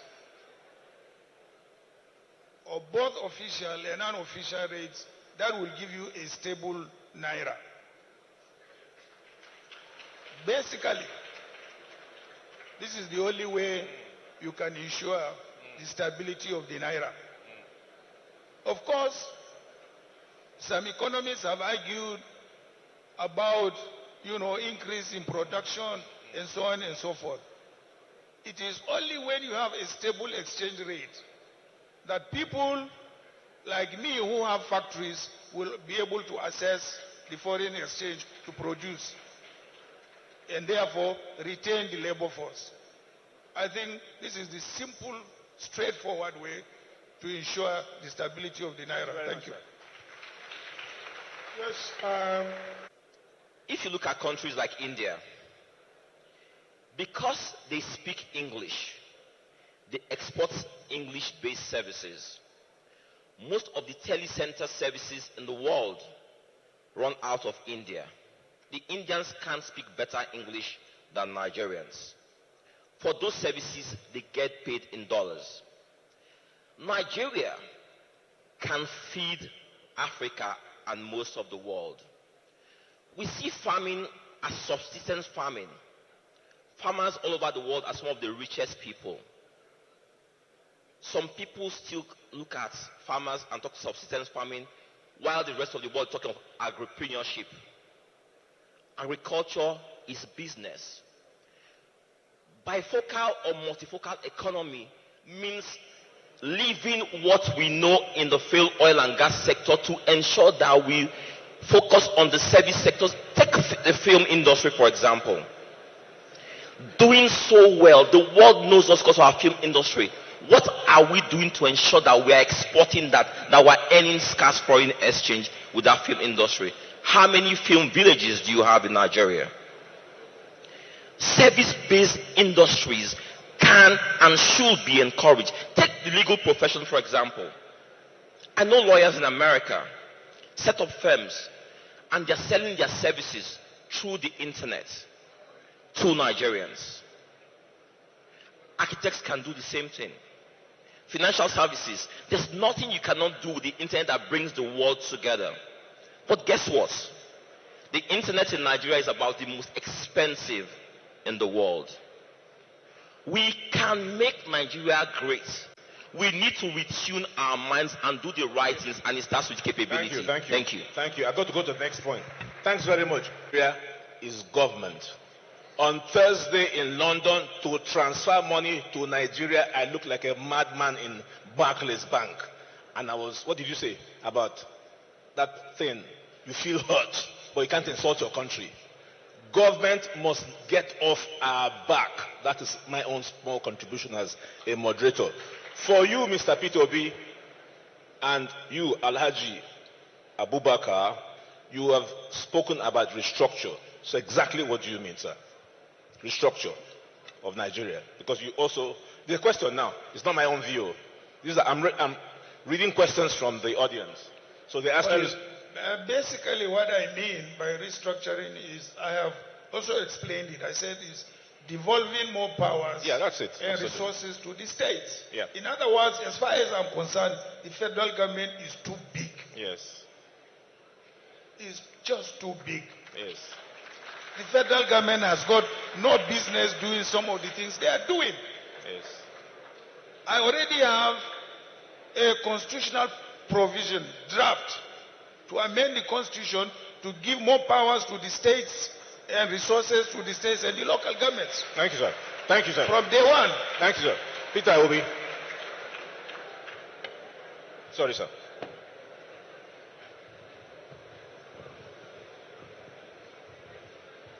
Well, presently you have a faulty foundation. You cannot build on a faulty foundation. Tell me why Nigeria cannot have state police. We have security problem. Masari in Katsina had just said a few days ago that the entire Katsina state have about 5,000 policemen, that in some stations you have 30 police with 10 guns. What a country. Why can't we have state police and let everybody police the state, give the governors power to police their states and hold them responsible? That's number one. What is federal government doing with education? Why are they controlling education? Every state should be able to deal with their education. If you want to educate your people, we will support you and you do that. So we need to restructure this foundation and make it more productive, competitive for the entire country. Alhaji Shetima, the question is, you have been part of this government.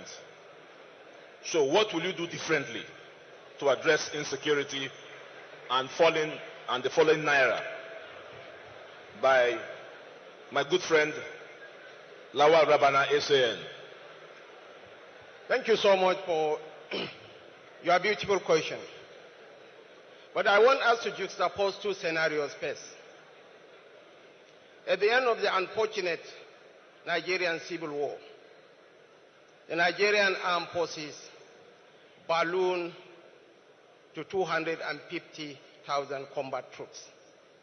And that was a war that was confined to one section of the country that is not bigger than Borno State.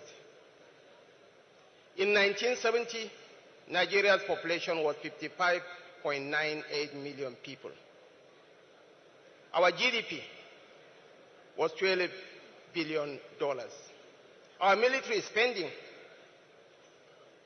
was $660 million, representing 5.28% of our GDP.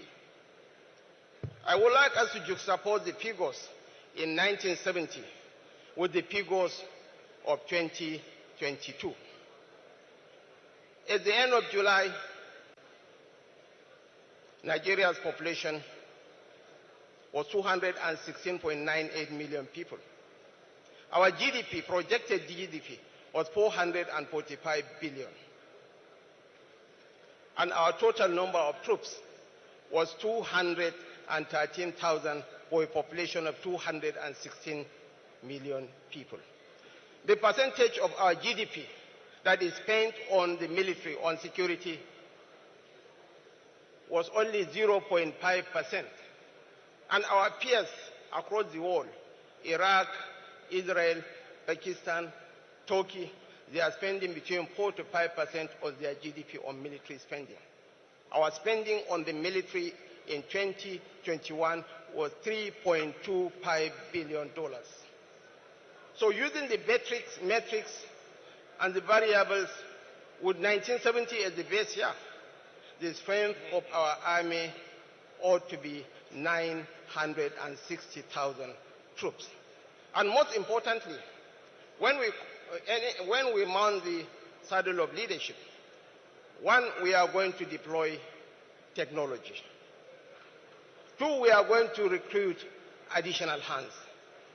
And most importantly, just like Vladimir Zelensky is doing in Ukraine, just like Abiy Ahmed did in Ethiopia in the Tigrayan crisis, I've been in the theater of conflict for 18 years. Even if it's groundnut that you are selling, if you sell groundnut for 18 years, ladies and gentlemen, you can be an expert on groundnut. I will lead the troops. My principal is an economic wizard who transformed Lagos into the third largest economy in Africa. He will concentrate on the economy. By God's grace, I will handle the security arm. Not only handle the security arm, I will lead the troops to battle across the length and breadth of this country. The point being made here, because there are a lot of questions, so I will just try to summarize them and see whether you agree. The first point made here, I say that we're at a point where gentlemen, ladies, no, not ladies, gentlemen, lend me your ears. I'm saying that there are so many questions here that I can't take them one by one. So I want to draw some themes that have emerged from these questions. The first question that emerged from the theme is something I have already posed. 18. And the issue of lack of internal democracy. We know, we just walk by and we don't know that we're actually in a war zone. How would you deal with all of this? How would the problem of low money, because, and this question here made me remember Governor Soludo, who, when he came with big ideas, but he found that there was no money. So all these things you are saying, how, because there's no money. If Nigeria earns 100 naira, 99.9 are already in debt. So these things you are saying, some of the questions suggest, is how really are you going to do this magic? Because 1, 2, 3, 4, 5, 6 gentlemen are convinced in their various ways that there is something to deliver. But who is it now? One of the questionnaires here is skeptical. So I will, where is Alex? So I will just allow 1 minute of a closing remark on this broad theme that I've laid out, if you don't mind, starting with you. Thank you, sir. I think 1 minute is not enough to do. No, it has to be. Okay. It has to be. Okay. No, it has to be 1 minute. Very quickly, I will say this: the MBA has led the way. Today. No, talk about your party. Yes, I know. Leave MBA, yes. Please. Talk about your party. I've heard. No, talk about your party, please. Leave I've MBA. heard several people say audacious, bold today, several times. That's all it takes for Nigerians today. Yeah. To be bold and audacious. 2 years ago, the MBA was bold and audacious. No, what are you going to do? And we have... Peter, please. Go on. No, I'll cut you off. Sorry. Go on. Sorry. We're talking about yourself, not MBA. sometimes these answers are not in... If you can't answer, let's move on. Yeah, these answers are not in, Summarize it. Yes, that's the point. You want to be president of Nigeria. Yes. Summarize your position. My position is that, in one word, I will remove my personal interest from the picture. Nobody is going to know what he sees on his table on his first day as president. That's good. They bring a file for you. You have a mindset to remove your personal interest. Of course, you know where I'm coming from. Yes. I'm not protecting any business interest. Nobody's going to come and whisper it to my ear. That's it. So I take it as I see it. Thank you. And every line must be explained to me. Thank you. Well done. Thank you, sir. Alaji. MBA is not about MBA. Yeah. It's about you. One of the fundamental reforms I have in my policy document is to encourage the private sector as far as the development of the country is concerned, both foreign and local. We'll do it. Thank you. We'll do it. It is very, very essential because the federal government does not have the resources to do all these things that they want to do. The only way is to make sure that you make conducive investment available to both foreign and local investors to participate in the development of our country, whether it is infrastructure, whether it is education, whether it is healthcare. I had an argument with a university professor from Federal University, Lokoja. He said he read in my policy document that I intended to devolve, in other words, to return education to the states. How dare do I do that? I said, Mr. Professor, do you realize or do you know that the first set of our universities belong to the regional governments? He said, yes. I said, who are the successors of the regional governments? He said, the states. I said, the children you send to America and to England, who own those universities? Mostly the private sector. So why is it that you think we cannot do it here? We don't have the money. Thank you, sir. Alaji. Thank you so much. 1 minute. Nigerians have the capability to see through the worn-out rhetoric and sophistry of pretentious politicians. Nigerians should follow the man who knows the road. From day one, we will hit the ground running, will promptly address issues of the economy, ecology, and security. And we have the antecedents. I built some of the best schools in Nigeria. Go to Borno and see wonders. You will never believe that it's a place in a state of war. So we are going to replicate our achievements in Lagos, in Borno, and some of the front-line states, so that Nigeria will become a better place. The fundamental issues is purely that of leadership. Leadership that has a skill set. Leadership that is in tune with realities.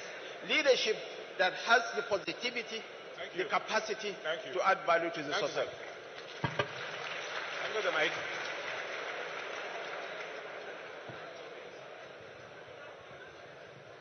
What we need to do is to urgently look at the two most intangible assets, security and law and order. Today, economies are driven by this intangible asset. If you tackle it aggressively, invest in your human capital, which is very low, 168 today, Nigerians are uneducated. You need to invest in it. The more money you put in education, the greater your economy. You open that up, and then you deal with the issue of your most critical infrastructure, power. Nigeria is a country of 200 million people, generating only 4,000 megawatts of electricity, when South Africa is generating 50,000, and yet declaring this. So these are critical areas. You must invest intangible assets. Two of them, security. Number two, law, to have a regulatory environment to attract investors. Then nation and you put your money in power. You turn the country around. Thank you. Then maybe, even though I passed you, but why things haven't changed and we keep talking every election season is simply because we have not changed the politicians. We keep re-electing them. So they can't change. We too refuse to change them. So nothing will change. Number two, that there is no money in the economy is one lie we get told every day. If there is no money, where do politicians get the money to do expensive elections? There is money. The revenue being captured in the statistics, whether MBS, CBN, or Ministry of Finance, is less than 20% of the actual revenue. So when you bring that transparency, you have more money. Thirdly, all of these projects, whether it's power, 4,000 megawatt, whatever, we have invested to the tune of 32,000 megawatts, but the money is in private pockets. So we need three things. You must bring character, no more money. You don't need money. Bring character, bring competence, and bring courage. Courage to say no to your friends and sponsors. Thank you. Thank you. Thank you. Okay, maybe. Thank you. I put out a law, a proposed bill. It's called the Nigerian Patriot Act. It simply states that we are all in this together. All the issues we have for this last 3-4 decades, roads, no water, no power, schools have failed. It boils down to leadership that doesn't care. So this bill simply states we are all in this together. If a public servant, a civil servant, or the director of a company that derives its operating license from the government, it says you, your family, must use Nigerian schools, Nigerian hospitals. It says that you can't have a borehole or a generator in your house. It says that if you're traveling within Nigeria, unless it's an emergency, you must travel by road. If this bill is implemented within 1 year, you will see that the people who have the power to make Nigeria work, if their interest, if their kids are affected, if they don't have light, if they don't have an alternative to light or water, they will do everything possible to make Nigeria work. His Excellency talked about security and talked about recruiting more people. Nigerians, we can't run away from this. It's something we must do today, not next year. It takes 7 months to make a soldier from a civilian. It takes 3 years to train a soldier in the art of warfare or using a weapon. That means we are 3 years behind schedule. What must we do today? We have the police, we have the civil defense who already bear weapons. We must give them specialized training in 1 month or 2 months to complement the war effort. 200,000 people to join these people to rid our farms, our cities, our highways of these terrorists. These terrorists are in our inner cities. Our security agents are now saying we have parts of Nigeria, large swaths of Nigeria they call ungoverned territories, ungoverned spaces. We must act immediately. We're speaking about 2023. We might not have it next month. Thank you. We must act today. Thank you. Thank you very much.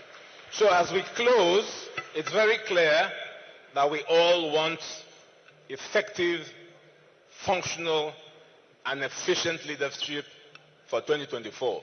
So as you shared your thoughts with us, we at the NBA, being non-partisan, non-political, can only wish you the best. So thank you very much for accepting the invitation. Mr. Lege.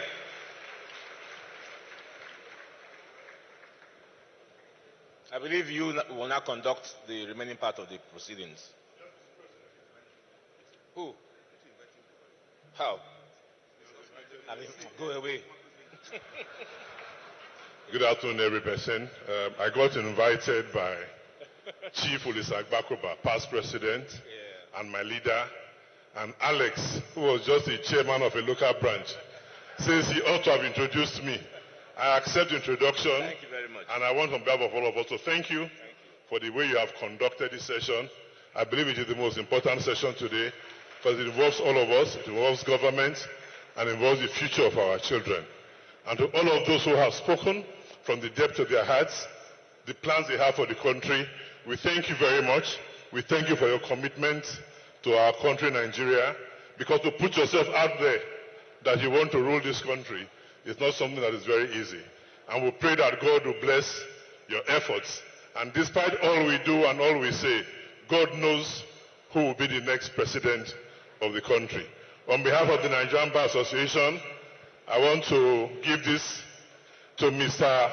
Kachuku, who is the youngest presidential aspirant that we have on stage today.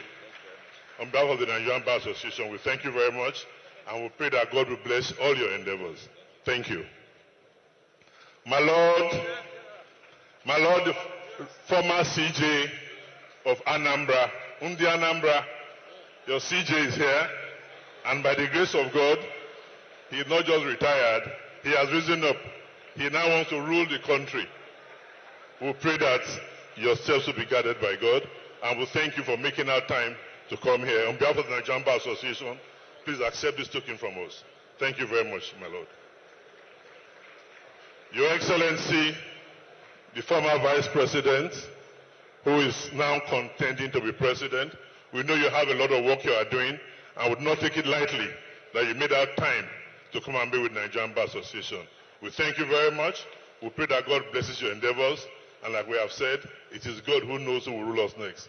If it is you, may God guide you every step as President. Thank you very much, sir. On behalf of the bar, please accept this little token from all of us. Thank you, sir. Thank you very much, sir. This is His Excellency, who is not just aspiring to be Vice President, he is also aspiring to be Chief of Defense Staff. He says he will lead the troops. He will lead the troops. Your Excellency, on behalf of the Nigerian Bar Association, we give you this little token of appreciation. We'll thank your principal, and we wish you well. We pray that God blesses your endeavors. Thank you very much, sir. When I was told that I would be making this presentation, I asked if there would be any gifts for me. They say Peter will be on stage, and Peter does not give shishi.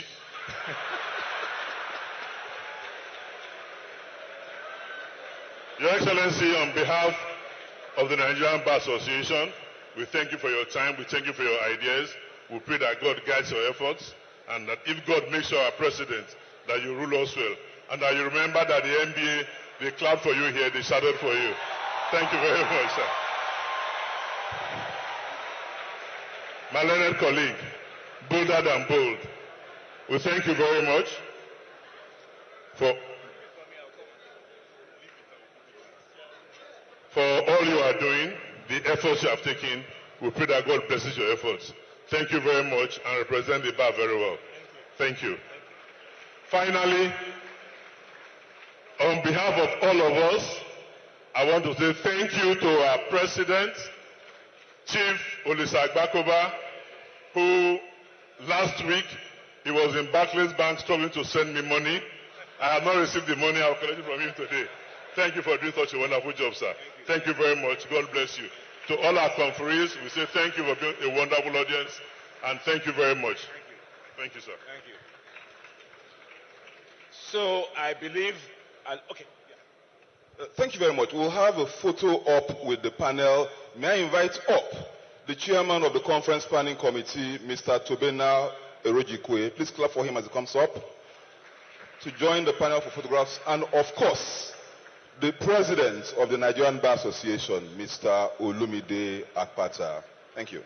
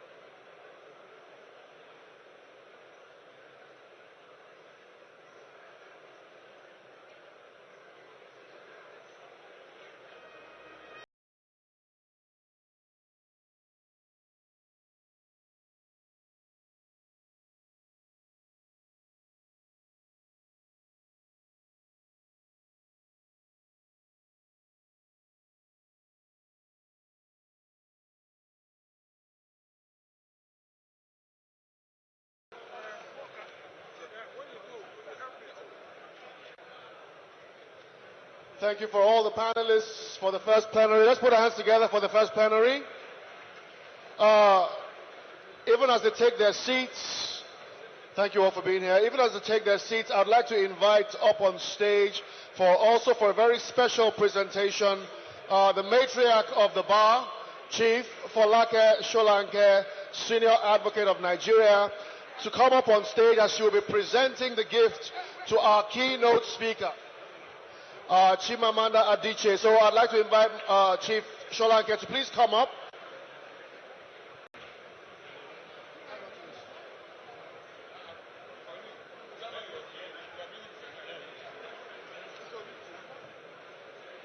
Right after we have the presentation of gifts to our keynote speaker, we'll move on very quickly to the second plenary conversation for today. So please stay connected, stay seated, don't go anywhere. After the second plenary, which I promise you will enjoy, we will officially go for lunch. So we'll present the gifts to our keynote speaker, and we have the honor of having the matriarch of the bar on stage. Chief Solanke is on stage, SAN, Senior Advocate of Nigeria. She'll be presenting a gift on behalf of the NBA to our keynote speaker. Can we please allow the keynote speaker come up stage? Can we respectfully clear the aisle and allow Ms. Chimamanda Ngozi Adichie come up stage? Thank you. To receive her gift. Thank you. Gentlemen. Right after this would also... Gentlemen, can we take our seats, please? Can somebody rescue Chimamanda?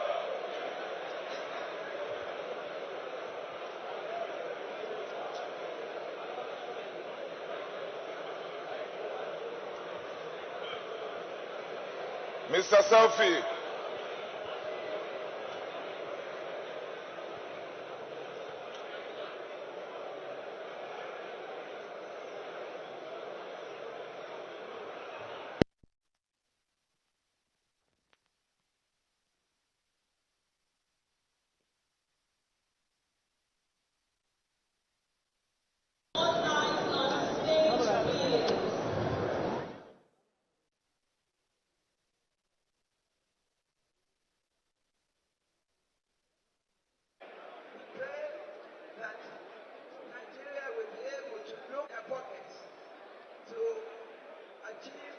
Gender parity. Thank you so much for that inspired speech. And we can always commit you to the favor and grace of God as you travel there and back. I read your very stimulating and touching life piece when your father asked you. I read that. But please rejoice, because your parents are rejoicing wherever they are. So on behalf of my learned friends, the chairman, everybody, I'm delighted to present to you. I'm delighted to present to you this gift of the Nigerian Bar Association under the fantastic leadership of Olumide Apata. Thank you so much. Thank you very much, the matriarch of the bar, Chief Folake Solanke, Senior Advocate of... Can we please give Mama a round of applause, please?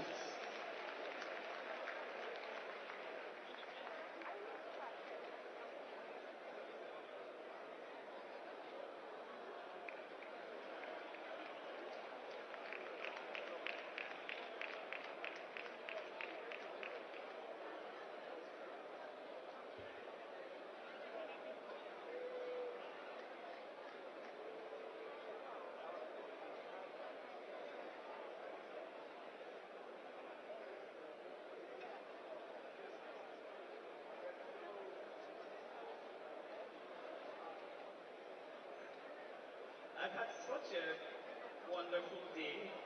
I want to thank you all. It's been inspiring for me to see that there's reason to be hopeful. Being here makes me know there's reason to be hopeful. And most of all,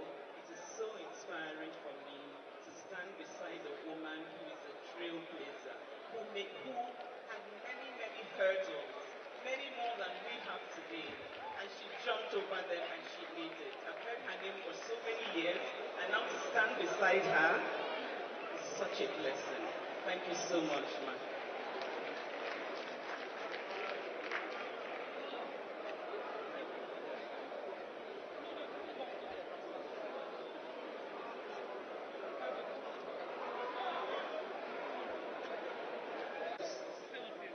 Of our main revenue earner as a country. But globally, we're moving away from conventional oil. And so, is Nigeria prepared for it? If there's any inkling that we need, it is with the declining revenue of Nigeria as a country. And so we're going to spend some time interrogating the internally generated revenues of each of the states, at least maybe some of the states represented here. We also want to look at what the governors are doing, whether they also agree that the funds from, or the revenue from crude oil is only a matter of time. It will do. But the good news is that we have looked at 3 states: Lagos State, Edo State, and Plateau State. And 2 of those states are represented here this afternoon. And we can see appreciable progress in how much internally generated revenue they have. So for example, in Edo State, their internally generated revenue used to be 2.8 billion. Your Excellency, I understand it's now 3 billion per month. In Plateau State, for Q1 2022, Your Excellency, I understand is about 24 billion. When I saw that, I queried it. I said, do you mean 2.4 billion?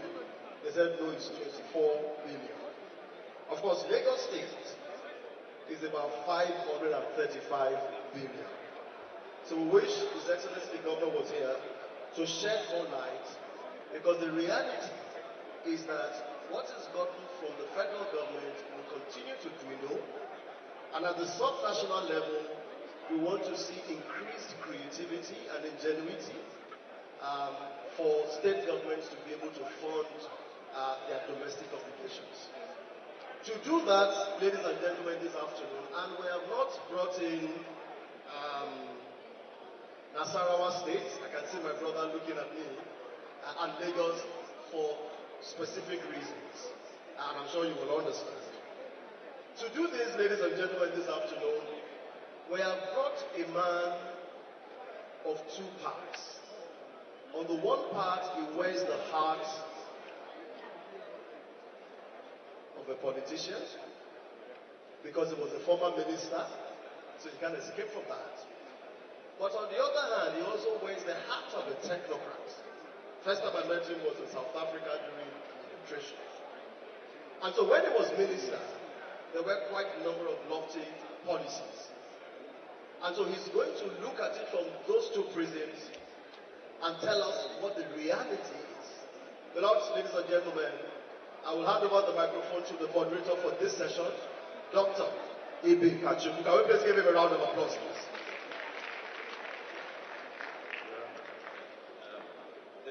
The process really is,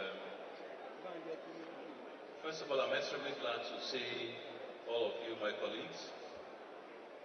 Sometimes you're so born, you forget you're first and foremost a lawyer, and that's where you build from. So kudos to all of you for being here and for turning out en masse. I don't know if the slides are going to be up.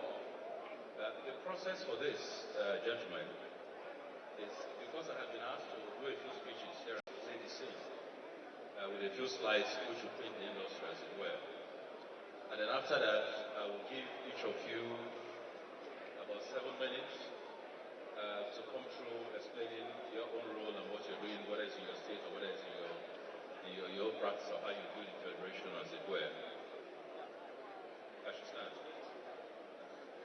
That's what I thought.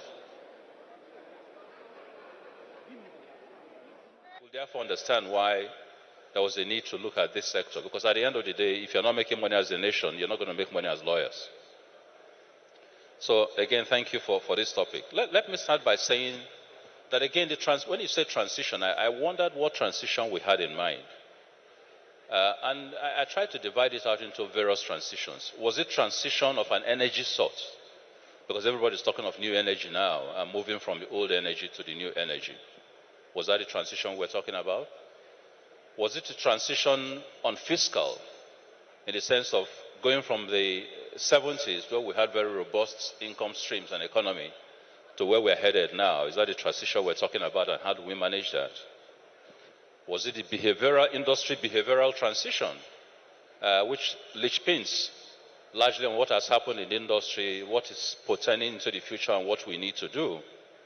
Or finally, was it the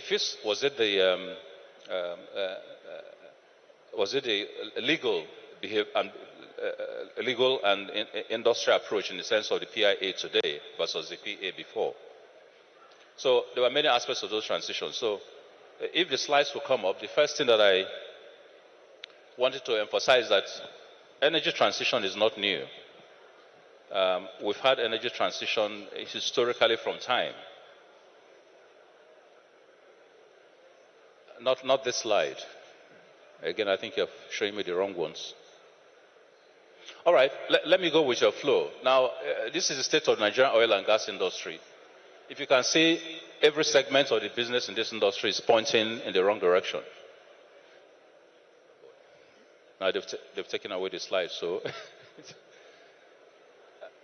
just show any slide you want, I'll go with it. Okay, thanks.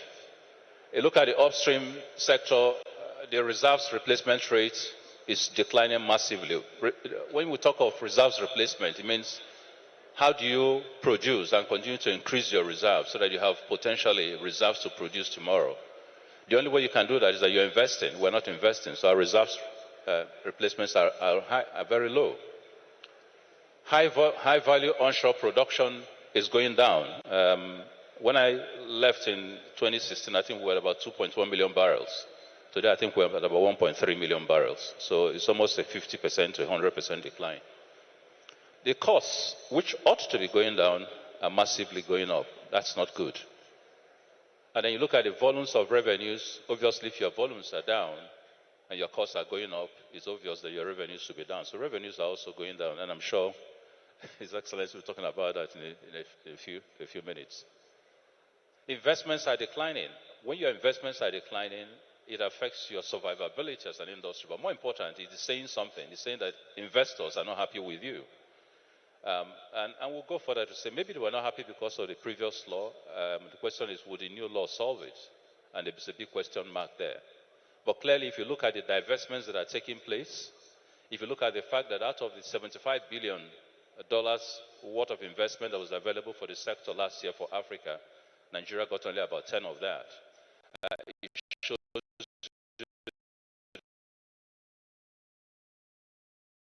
that clearly, especially given the fact that Nigeria and Angola are the highest producers, it shows you that clearly investors are not finding higher, so jobs are also going down. Then you go to the midstream. Of course, we literally have no refining capacity. Maybe hopefully next year when Dangote's refinery comes on stream, we'll be able to celebrate something, but our refineries are down. In terms of pipeline vandalism, again, going up and going up sharply. I think there's been at least a 50% upsurge in pipeline vandalism over the last 2 to 3 years. So it's getting worse and worse. Illegal refining, also going up. At the time that I was there, we tried to convert this to modular refineries and see whether we could get them as a unit or as a cooperative into groups to staff that technology and help produce. Out of that, we've been able to set up, I think, about 5 or 6, but the rest haven't done quite well. Gas processing infrastructure, which is the infrastructure you're going to need to go forward, is also not there. It's declining rather than expanding. And then depot and gas plants accidents are on the rise. So everything that is negative is on the rise. Everything that is positive is on the low. And then you go to downstream, growing truck accidents on the increase, smuggling of products on the increase, import-based product market on the decrease, quality of products, a lot of contamination. All right? Now you look at investment. It is not enough to grow, quite frankly, your spending. we have basically gone from a $30 billion worth of investment environment to less than 12. So that is the picture of the investment that you see. Next slide. Our crude oil production does a zigzag, but at the end of the day, we're probably about 1.2. And that is coming from 1.8 and an all-time high of 2.2, 2.1. So again, massive declines. Next slide.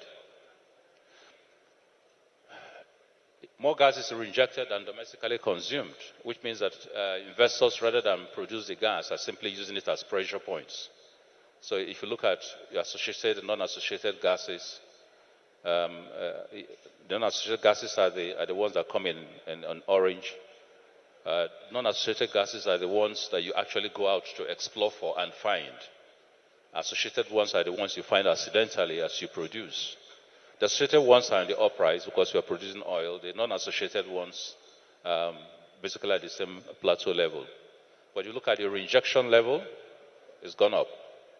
The only thing that is positive news there is Nigeria LNG, starting from the year 2001 to the year 2008 and with their 8 trains. Next slide. This is the fiscal impact of oil revenue. Gordon, I'm sure you want to look at this. And you see that basically we are a nation. The blue dots represent your net oil revenue. The yellow dots or orange dots represent the federal government expenditure. And then the red represents the fiscal deficit. So what this is saying to you is that we're a nation that is overspending our income to start with. Every year we spend more than we've made. But now it's getting worse. And so if you see the numbers shooting up, that is why you have those huge deficits that are out there. If you are an individual and you have a business and you spend more than the business generates, that is a recipe for bankruptcy. Next slide. Remittance has been all in the negative. In the year 2002, we literally have had no remittance since January, largely. 000 up until the end of July. So the headwinds that you are facing in this sector, technological, economic, environmental, and regulatory, the energy transition, the geopolitics is that everybody is trying to move away from your fossil fuels. Crude theft is increasing, high production costs are hitting you, policy implementation is a little bit slow. And so these are the headwinds that obviously generated the PIA historically. Next slide. The challenges you're going to face are both fiscal, in the sense of, is this going to actually generate money? The PIA at the end of the day, all the indices we see is that your take really from PIA will be reduced by about 15%. Most people think that once you have PIA, we're going to increase income. No, it's not going to happen. One, because the terms that we've negotiated for PSC are far less, slightly less than what it was under the Petroleum Act. And that was deliberate. The essence was to encourage investors because of the reasons I've shown you. But the net effect, therefore, is that for a governor, for a local government chairman, looking at what monies are going to come to you, is actually going to get worse before it gets better. Governance, a lot of progress has been done. I think to some extent we've made the separation of policy powers from commercial powers, powers of the minister and the rest, help. I'm one of those, however, on the other side, who feel that the minister ought to remain the chairman of the board, not of NNPC, but of the upstream and downstream councils. Because unless he can influence policy, if you wait for the policy to have been formulated before he gets involved, you have the kind of problem that you have recently in the papers. Administration, of course, NNPC is going commercial, or has gone commercial. So we hope that that should make a lot of difference. But at the end of the day, for it to make a lot of difference, we'll have to separate federation income from their own actual real income that they generate. And that hasn't quite been done, really, in the PIA. There is still a combo of responsibilities. But the most damning aspect for PIA is the host community. Yes, we've increased by 3% the monies that are due to them in the host community fund, but that doesn't touch it. The issue really is we're not getting this. I don't think we're getting it as a nation. It is not by giving trickles of money to the host community that will solve the problem. We've got to let them get engaged in the act. Otherwise, they get engaged illegally. And so the reason why you're having an upsurge in illegal refining, in pipeline vandalism, is that they're going to be active with a resource that they believe is theirs. So what we need to do is to get to a point where state governments can be given the opportunity to actually take part in production. Whether it is through the grants of marginal fields to start with, so they can do their own JVs, because individuals who are going to protect us from the pipeline problems, the closest to the point are the governors. The federal government is still up there, looking at a very high beacon level. But the governors deal with this matter day to day. And you saw recently that when Governor Wike began to make a lot of noise about what was happening in Port Harcourt, there was a slide downwards in terms of the illegal activities. But they will not do that, and they will not put their resource to do that unless they have an interest and stake in that production. So I think that is where we need to be looking at. And until we do that, the PIA has a gap in terms of those.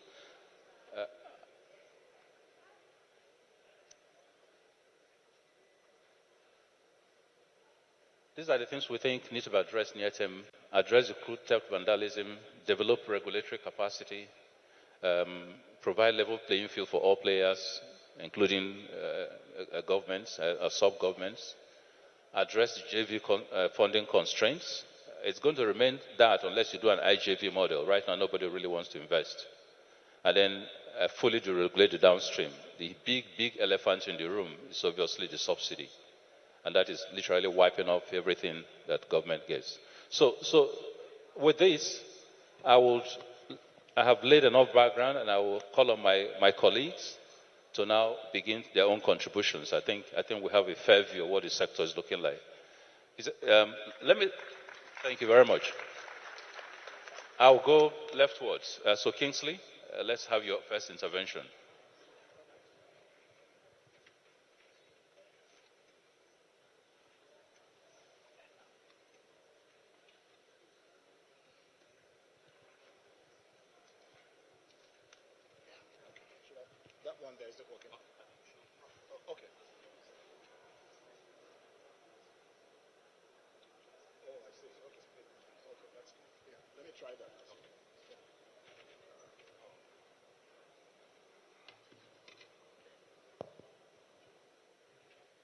Good afternoon.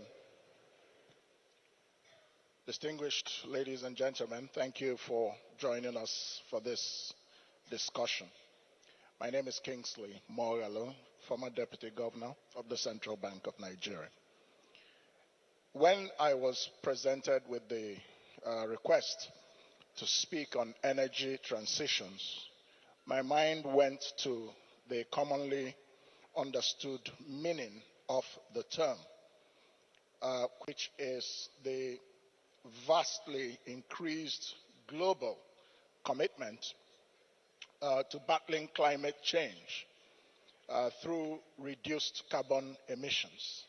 And several countries, including Nigeria, have committed to doing so, to move from carbon-emitting fossil energy, from hydrocarbons such as crude oil and coal and natural gas, to net zero carbon emissions by 2050. Nigeria is one of the countries that have made that commitment. Nigeria earned about $400 billion in total revenue from oil and gas over the past 10 years, according to NATI. And we have pledged to reduce carbon emissions by 20% by 2030. So, in our own policy approach, we aim to transition to solar energy, and our transition fuel path is through natural gas. Now, we hear a lot about the decade of gas, but this has a number of implications, because even though gas is a cleaner form of energy, and the financial and economic implications, I am more comfortable there. And, the whole matter of crude oil raises some fundamental revenue challenges that go beyond environmental sustainability and climate change. The first is that an energy transition is imperative. It is imperative because the world is running out of oil. There are different estimates by different experts and scientists, but the assessments broadly are that the world will run out of crude oil between 2050, of crude oil reserves between 2050 and 2067. That's one major wisdom in the industry, and that we will run out of natural gas by 2060 and we will run out of coal by 2090. Now, if you are a Nigerian, and as we tend to do, we tend to think in the very short term, we will think that 2050, 2060 is too far away. It's light years away. But if you're Chinese and you think in 50 to 100-year time spans, you will react as if this is tomorrow morning. So this is the first fundamental issue that crude oil raises, because it's what powers us and we depend on it economically. Secondly, and that brings me to the second point, that Nigeria has depended on crude oil for not less than 80% of our overall revenues and not less than 90% of foreign exchange earnings. And this dependence, of course, is the bane of Nigeria's political economy today and has been so for the past 40 years at the very least. I think 50 would be more appropriate. Immediately after the oil boom in the early 70s, it was oil doom from then on, in one iteration or the other. So this dependence has, of course, exposed our economy to external shocks and has created structural weaknesses in our economy. Third, our revenue challenges have been made worse, much worse, by the incompetence of our fiscal management in this country and even the recklessness of it. Despite what we're going through today, and I'll come a little bit now into the revenue profile of where we are today, but despite what is happening, I speak for myself, I don't get any sense of urgency. I don't see it, I don't feel it. It's as if, okay, well, it's bad, let's just borrow some more money. And that just makes the problem worse. So the incompetence and recklessness of our fiscal management is a major strain, far more than the clean energy transition imperatives that I have mentioned before. On top of that, we have the matter of the commercialization of the NNPC. We have crude oil theft, where the oil in this country that is produced, about a third of it, or 50% of it, is stolen every day. But what's our revenue profile? Nigeria has the lowest revenue to GDP ratio in Africa. The percentage of our GDP that comes from revenues to the government is just about 7%. So, but the average in most African countries is 18%. All our neighboring countries have much higher ratios than us. Cameroon's ratio is 13%. Benin has 14%, Chad 16%, Niger 18%. Some other countries in the continent have ratios of up to 30, 40%. But we have to sometimes wonder whether that ratio is because their GDP in the first place is a bit small. So that's, of course, one of the factors we have to consider. But nevertheless, 7% is shameful. Just like our tax to GDP ratio is also at about 8%. So then, and we have a fiscal crisis. We have a ballooning budget deficit, and we have a debt crisis in which our debt to revenue has surpassed 100%. It's now at about 100. Oh, I see. Oh, okay, let me wrap up. Hello, can you hear me? Yeah. So the fourth and most important issue to conclude is that Nigeria's constitutional structure in which the federal government owns the natural resources of this country and then distributes the money, the revenue that comes from it, taking 52%, 26% to the states, 20% to local governments. That is the most important revenue challenge we face in this country. Because the structure, the constitutional structure of our country does not create an incentive or our revenue basis to grow. Because the subnational governments are suppressed, they are made lazy and dependent on the federal government, and the federal government has more and more powers that are not working for the people of Nigeria. So I know that the governors have engaged the federal government recently, the president. I would suggest to the governors that next time the 36 of them get together and want to see the president, whether the current one or whoever will be the next one, they should start with a charter of demand for constitutional restructuring of this country back to real federalism. That is the only way out. So I think we should stop this habit of looking at problems at the surface. So let me conclude there, and perhaps in the discussion I'll touch on my thoughts on how we can actually create a future beyond oil, and that is to say how we can achieve fiscal freedom. Thank you.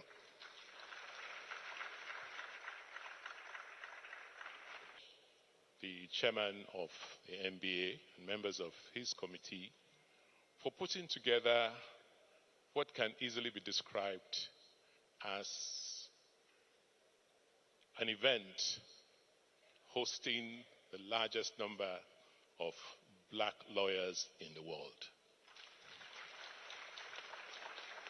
And you'll think it's an easy feat.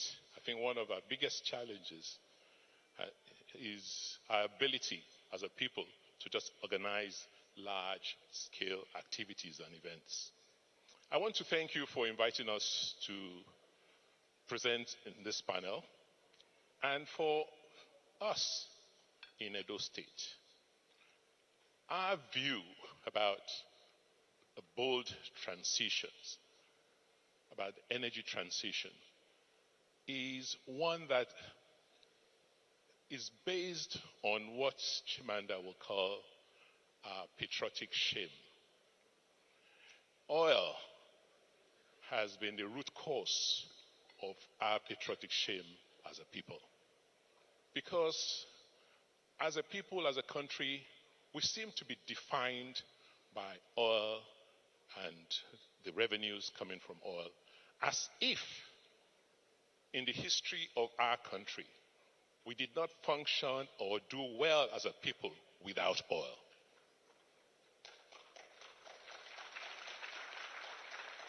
This transition we are talking about, when did we transit into what we're transiting from? We transited into an oil economy after the Civil War. And that's what has led us to where we are today. And for us, we must understand that there is life without oil. We have to be able to build a country without petroleum resources. And that's influenced and affected our views in Edo State. Thank God we're privileged. We don't see ourselves as one of 36. We see ourselves maybe as one of less than 36, because we were a region when Nigeria had 4 regions. And as a region, we depended on our natural resources and our endowments. So what would life look like for us if we did not earn a dime from oil revenues today? We need to generate internal revenues. We need to increase our capacity to generate more revenues for our development. And to do that, it's about one key factor: your people. It's a human endowment you have, and how much investments you make in your own human endowments and your human capacity, because it's that capacity that will produce the economic growth that you will require to grow the economy. So for us as a state government, yes, we've been able to push revenues, but the bulk of the revenue growth has come from services like agriculture, like industrialization, and other services like technology. But these are all driven by human activities. And in order to continue to grow economically, we now must focus on investing in the human capacity, which means that education has to be the number one priority. Restructuring how we train our children, restructuring the educational system we have, ensuring that education, or the education we give to our citizens, is one that will lead them to being productive assets. The second area we've focused on in generating revenue has been to make significant investments in infrastructure. Because fortunately for us, we are a hub. You cannot go from the from the western part of the country to the east or to the south without going through Edo State, which means that we are the infrastructure hub of the country. And that in itself provides the basis to unleash quite a lot of economic activities. The other area of focus has been agriculture. And as you see from some publications that will coming out in a few weeks, before the advent of oil, what were the revenue earners for our country? They were agricultural produce, oil palm, rubber, timber. We have to go back, and we are going back to those natural endowments. In the last 1.5 years, we've embarked on the largest oil palm program on the continent.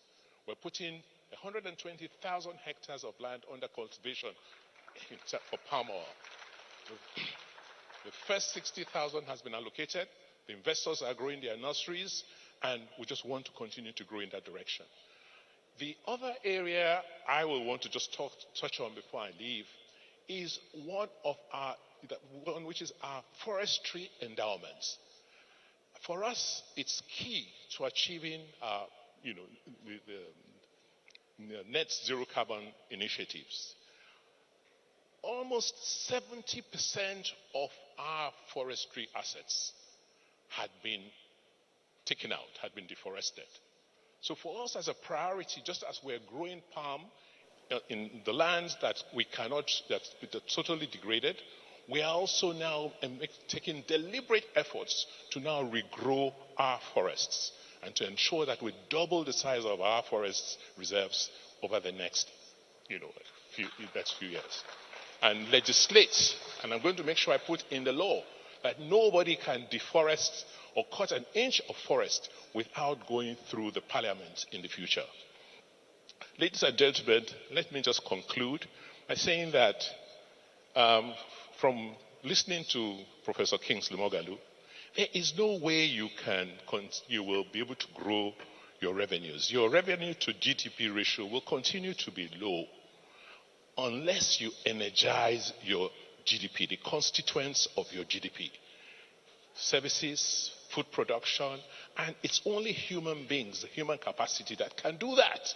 But we seem to feel that you can run a country from Abuja and just order it and it happens, forgetting that you need to have strong institutions, strong policies and processes so that you can execute. The biggest bane, back to you, Chimanda, the biggest challenge we have, the biggest cause of our patriotic shame is our inability as a country to execute on the things we talk about. Because we just don't have the institutions, we don't have the processes anymore to do so. Finally, we can't have this bold transition without having a constitutional restructuring. The way the economy is aligned to the politics of the country is not leading us anywhere. We just must sit back and go back to where we're coming from. Nigeria has a political DNA. This country was negotiated in 1957 through those talks. And there's a reason why we opted for a regional arrangement. Fine, for whatever accident of history, we discontinued with it. That accident is now haunting us. We need to go back and have those discussions. Otherwise, 36 fragmented states, I don't see how that will help us make that bold transition that we need to. Thank you very much. Thank you. Thank you. Excellency.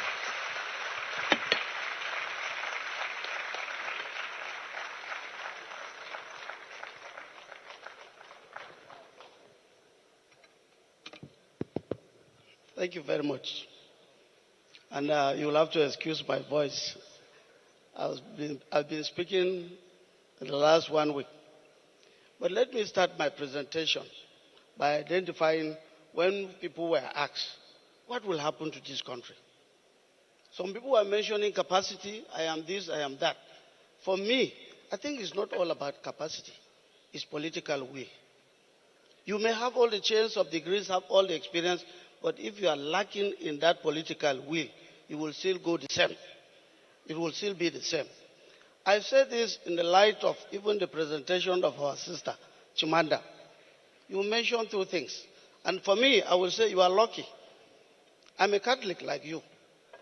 I'm a Knight of St. Gregory the Great. That's the highest knight, papal knight.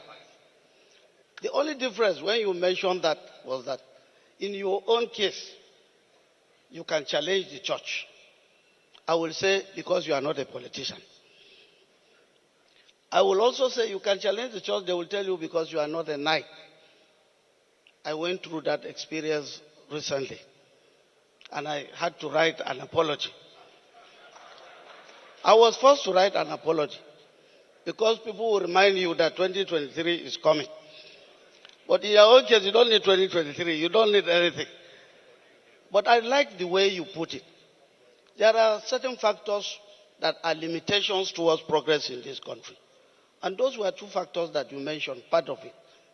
Religion and ethnicity. If we don't do away with some of these things, there is no way we can get a mileage in administration. Now I was asked to speak about getting administration out of oil, out of crude oil. For me, my experience has been not depending on oil because I inherited a dead state, not even an early state, a dead state. In a state where I inherited 220 billion debts. What will FAC do for me? The FAC was to settle part of that debt. In a state where I came on board and civil servants were owed 10 months of salary. Pensioners were owed 9 months of salaries. The local governments were owed 13 months of salaries. In a state where the civil servants were on strike for 6 months. In a state where even the judiciary, my chief judge is here, the judiciary were already on 4 months of strike. The only thing that was in the front burner in Plateau was how many people were killed every day in security. So to me, it was a dead state. So my own example is not talking about crude. It's talking about how to raise a country, a dead country, back to life. So what I did with those challenges was first to address the issue of insecurity. In Plateau State, where I'm still blessed with mineral resources, in Plateau the weather is enough for tourism. In Plateau State, mining was what was keeping Plateau. I was told that the Tin Can Island by a white man was named after tin from Plateau State. Many of you will not know. So what will I do? The first thing I had to do was, first of all, to address the insecurity. How did I address insecurity? By creating a peace-building agency. That is the only one in the country today. Peace-building agency. To address these issues of insecurity. Now, when we address the issue of insecurity, and also addressing the issues of all these tribes. I have about 52 ethnic nationalities in my state. Is to bring them together, to give them sense of belonging. And within a short time, in less than 3 months, Plateau was coming back to life. Now the next thing to do was now to address the economy. I engaged the services of Boston consultants. I'm sure many of you know them in UK. They came to my state, did an X-ray, and said, these are your areas of comparative advantage. You move into agriculture, go into mining, go into tourism, and ICT to engage the younger ones. For me, I did that. And we now move into mining. We are also into agriculture. We are already building our tourism. Of course, you know, if you were talking about entertainment in Nigeria, even the Nollywood started in Jos. Yes, that's a fact. It started in Jos. When they are talking about sports today, you mention all of them. The Mikel of you, because when I talk about it, the P Square, the two first Libya, all of them have run to Lagos now. Yes, they are all in Lagos. They may not know, but of course, they are going back to their roots now. He is from Anambra, but I told him, I said, you were born in Jos, you grew up in Jos. When I was playing football, real football, you were our ball boy. But today you are a billionaire. During our time, football, the best you can do of football, when you finish, you see a young girl will come near you. But in terms of money, there was no money from football. There was no money from football. That was why I had to contribute another 1 million for women today. For women. Because my state was first in Abuja last time in football. And I'm preparing them to win another prize this time. Now, this is what we are saying. People are talking of oil theft, complaining. I used to tell Obaseki, I said, when he's discussing crude oil at NEC, I'll tell him I'm going. He said, why? I said, because I'm not interested. I'm not part of crude oil. What I'm concerned about is a mineral theft. Mineral theft. Because we are beginning to forget mineral theft. Most of these cases of banditry that you are seeing today, most of these cases of kidnapping and all sorts of things in the bush, many of them are mineral theft. Yours is illegal bunkering, but in our own is illegal mining. By the time they get there, they buy a lot of weapons, and then you see people turning into banditry. When you see the genesis of their movement, you will understand that they move from illegal mining to banditry. So for me, in my state, Plateau State, we are complaining about Plateau and part of North Central, and even majority part of the North. We are complaining about mineral banditry. We are mineral theft, not oil theft. So we are also trying to look for ways to address that as we move into ICT. Today, the youths are moving. I also introduced skills acquisition. In the last 4 years, I wish the Vice President was here. The first person that got a prize of a car, IT, who manufactured a car, was from Plateau State. A car. The second year, again, it was Plateau State. The third year, again, it was Plateau State. Then why will I not concentrate on creative activities for the youth? The last year, they said Plateau was not there because they gave us late. So we didn't participate. I said that was deliberate. So what we are saying is that I said it was deliberate. Time up, sir. So I said time is too small for me to say this. But what I'm saying is that there are so many ways of getting away from even crude oil. While as we address the crude oil, we must also concentrate. And the only concentration we will do is when we have that political will. I'm not an economist. When I came, I said I'm not one. But what I did was to assemble eggheads. Today I have a team of economic advisors. What I don't know, I will use them. But at the end of the day, it's my name. Thank you very much. Thank you so much. Thank you. We'll now call on Professor Pat Otomi to make his own contributions. Professor Pat Otomi, please make your own contributions.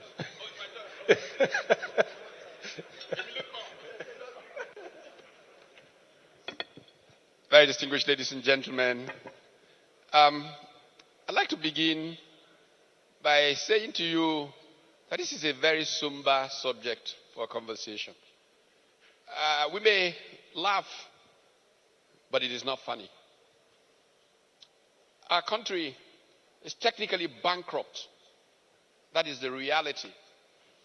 If any of us relate to figures, and you just take a couple of the numbers that Peter Obi gave when he was speaking about output in Vietnam relative to the number of people who live there, I don't think anybody in this audience should be smiling.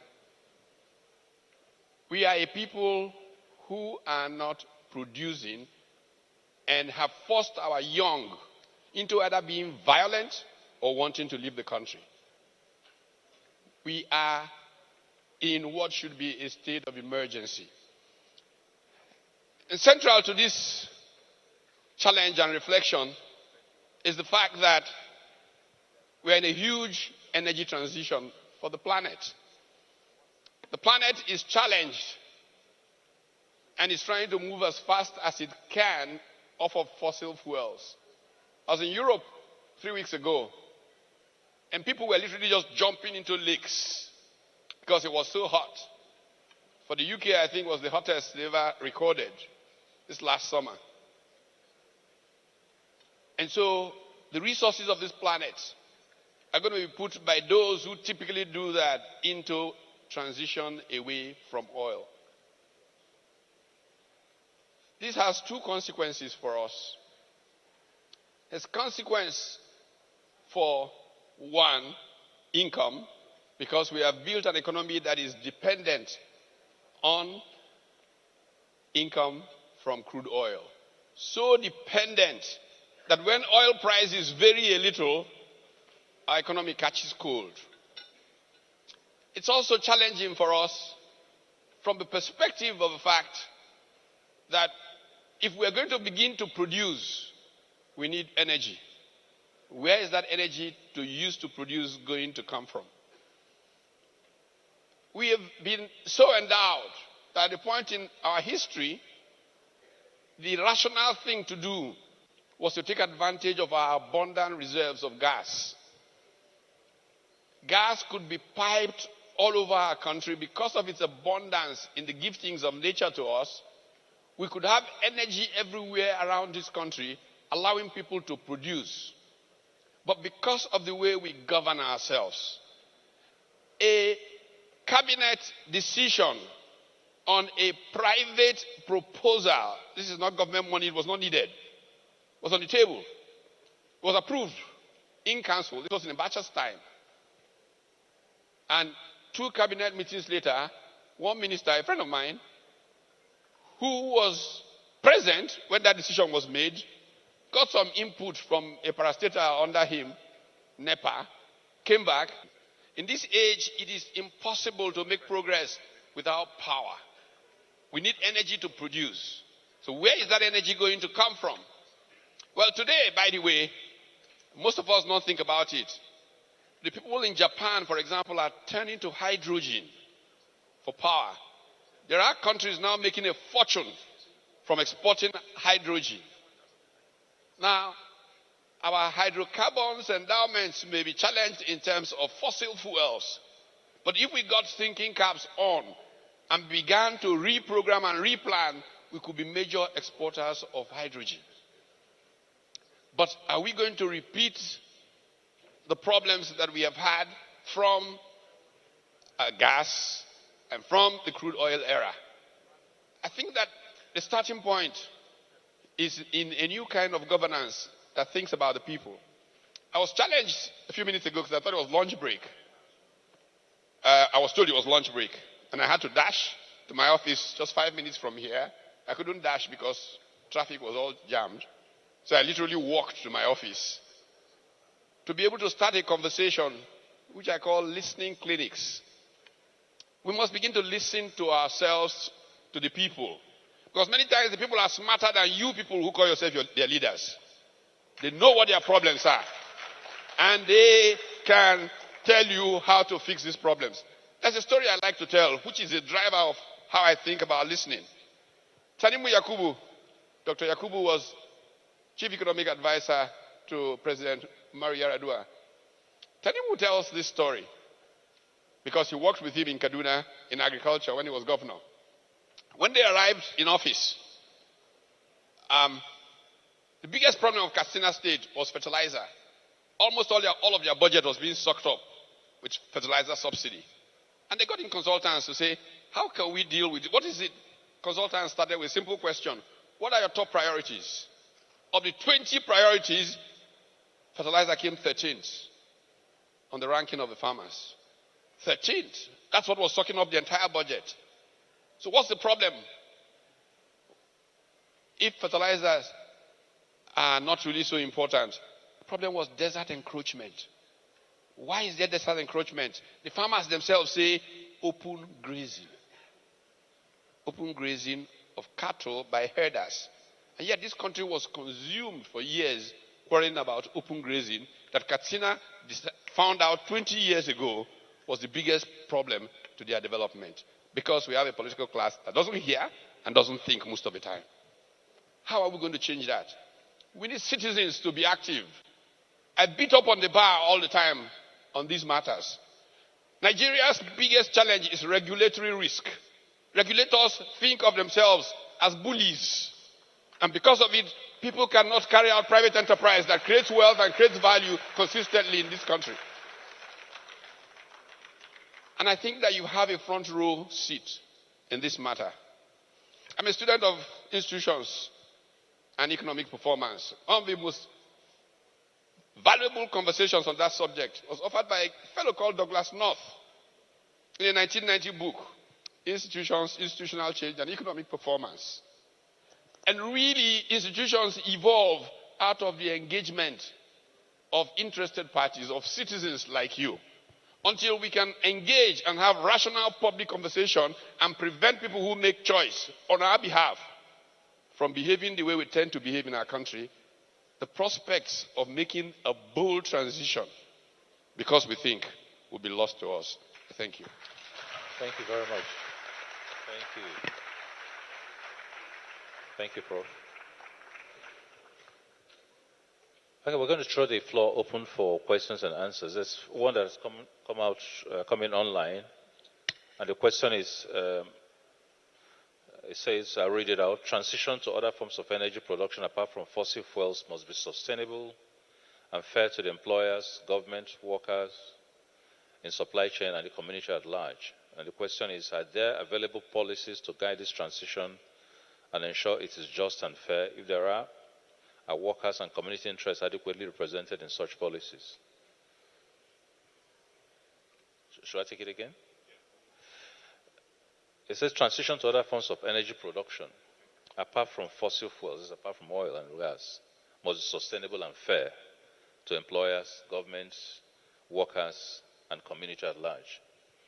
So he's asking, are there available policies to guide this transition, to ensure that it is just and fair? If there are workers and community interests adequately represented in such policies? I mean, my offhand answer to this is that we're still, quite frankly, dealing with the existentiality of today. I am not sure that I have seen, I mean, the PIA makes an effort at creating funds to encourage focus on gas. But even gas is transitional. When you begin to look at the real energies of the future, like Prof said, you have hydrogen, you have water, you have wind, you have thermal, there are all kinds. And those are the ones where the carbon effects really are fairly minimal or low. We haven't begun to concentrate on that. And there's been this big debate whether we really should. Is Africa really ripe for this very bold embrace of this of transition to new to new energy mixes? I was showing you a chart up on the board when I first started, saying that transition is not really a new thing. It went from wood to coal, from coal to electricity, from electricity back to where we are. But the reality is that because this is what we have, we must be, whilst we are watching the need to migrate into new energy, we must be able to harness what we have fairly quickly and use as a basis to fund that which is coming. So are there rules yet developed? I haven't seen much. I think that is in the making, but I will also leave the panel to make their own comments on that. Okay, thank you. I think for me, I see tremendous opportunities in non-fossil fuel energy sources, particularly solar, since we have enough sunshine. And if you look at our grid today, I'm sure at the rate at which we're importing solar panels and installing solar panels, very soon the amount of electricity generation from solar panels alone will be more than what we have in the grid today. What is more interesting is that this is distributable power. And if we are going to move production to the rural areas, to begin to process food, begin to support rural production, we must, as a nation, think very quickly on how to get distributed power, particularly solar, into those communities. Any comment? Yes. Oh, okay. Yeah. I certainly agree with both Ibe and Godwin. There is a lot of opportunity in renewable energy. One of the opportunities that is very adaptable to the Nigerian situation is waste. Nigeria is a land of waste empires, and we can get renewable natural gas from waste. And renewable natural gas is much cleaner than liquefied natural gas. So perhaps the problem is that we need a political transition before we can move to a much more focused and visionary renewable energy or sustainability transition.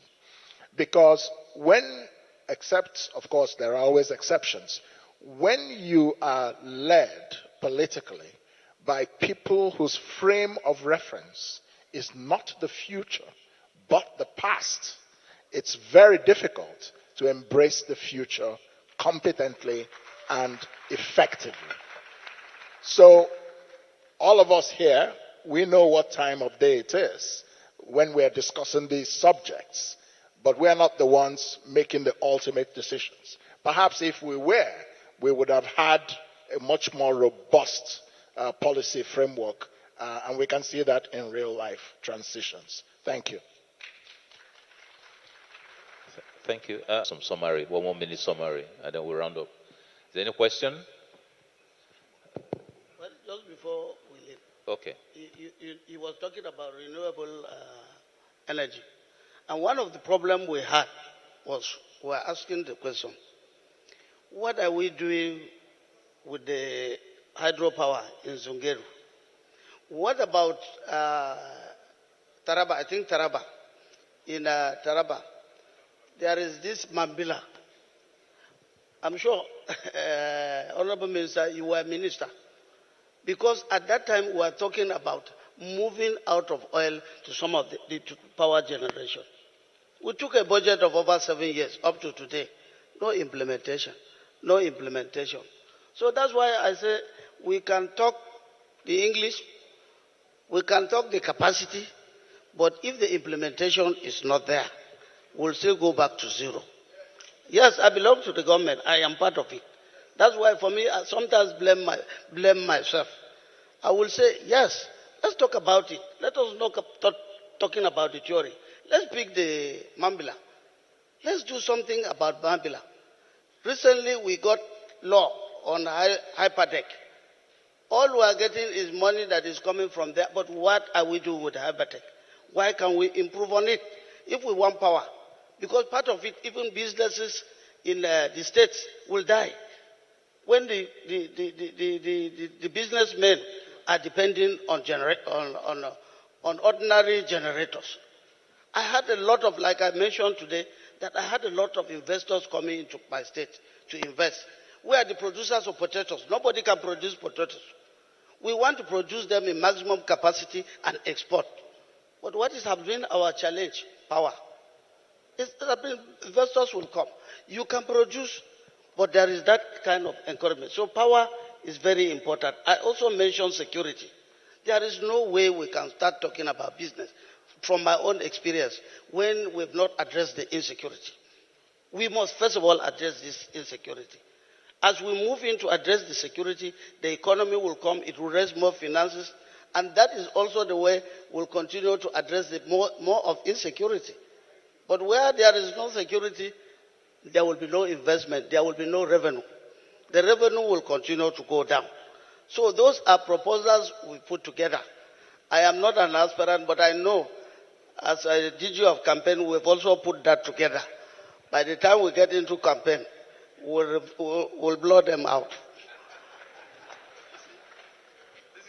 Thank you very much. I think the only addition I'll make to that is that when you look at the issue of community involvement in this, I had an experience in my own village where I decided that there was a need to install solar street lights all over the village, and I did that.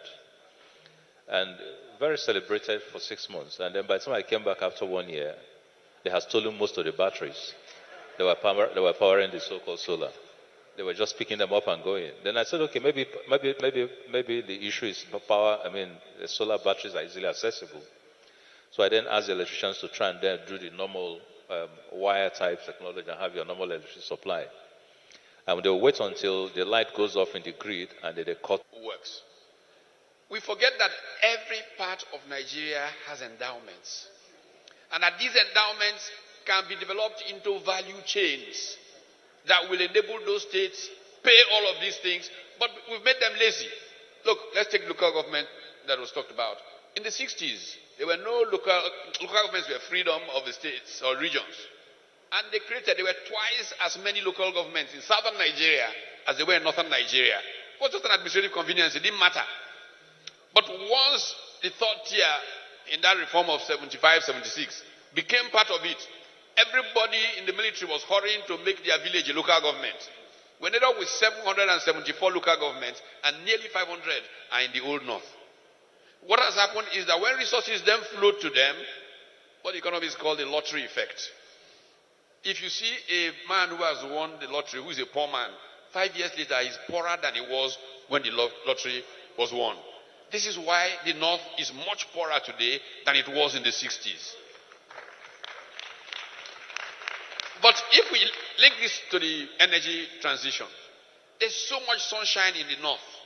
There's so much land to grow biofuel base and all of that. And water, everything, hydro. They could be exporting all of these energy endowments to other states and earning more than enough to pay their police, pay everything. But now you just sit there, wait for allocation, pay salary, enjoy the rest. No country will make progress like that. Okay?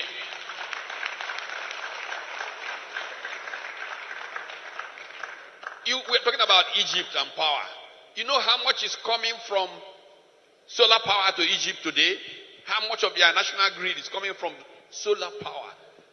I mean, I was at a meeting of the Afrexim Bank last year, and I was talking with a group of these engineers from Egypt. They are willing to come and work with Nigerians. They said that every experience they have is frustrating.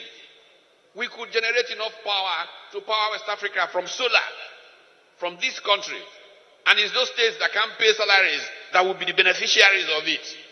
So we should create the conditions that provide incentives for them to take advantage of the factor endowments, build these global value chains, and completely harvest. In my view, even education. Look, local governments should be seen as economic development areas, not political units.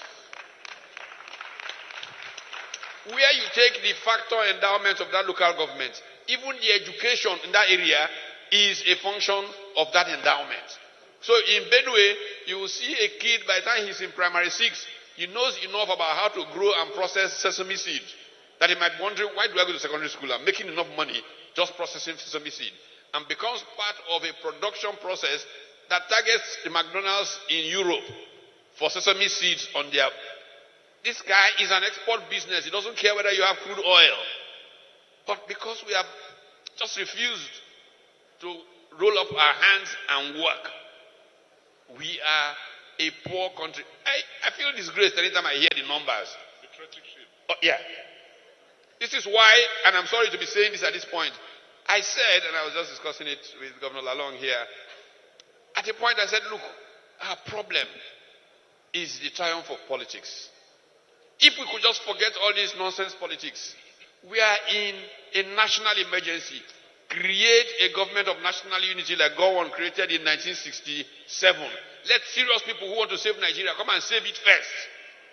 We can build a very robust economy, build a happier people. How can we be comparing ourselves with Vietnam? That war completely flattened Vietnam. Do you know what it took Vietnam to get back in terms of power? Very simple. They got badges up the Mekong River. Those badges, when they finished using them, some of them came to Lagos as the so-called famous Enron badges. Within a couple of years of coming up with that terrible war, there was enough power in Vietnam for production to be taking place. Today, they're coming to Nigeria in April and May, buying up all the cashew nuts in Nigeria, moving it back to Vietnam, processing it, and supplying it to all the airlines that come to Nigeria, and our big men eat it. This is not acceptable. No country should function like that. Thank you. Yes, please. Let's up with raising the price of oil. I removed subsidy in 2016 January, and straight away all the queues in this country disappeared. And what you then found was the payment of subsidy vanished. And if you look at the numbers, you see the effects of that on the trajectory. Now, did I achieve everything I'm supposed to achieve? No, because government is a continuum. You will have to have approvals, you have to have directions and sign-offs.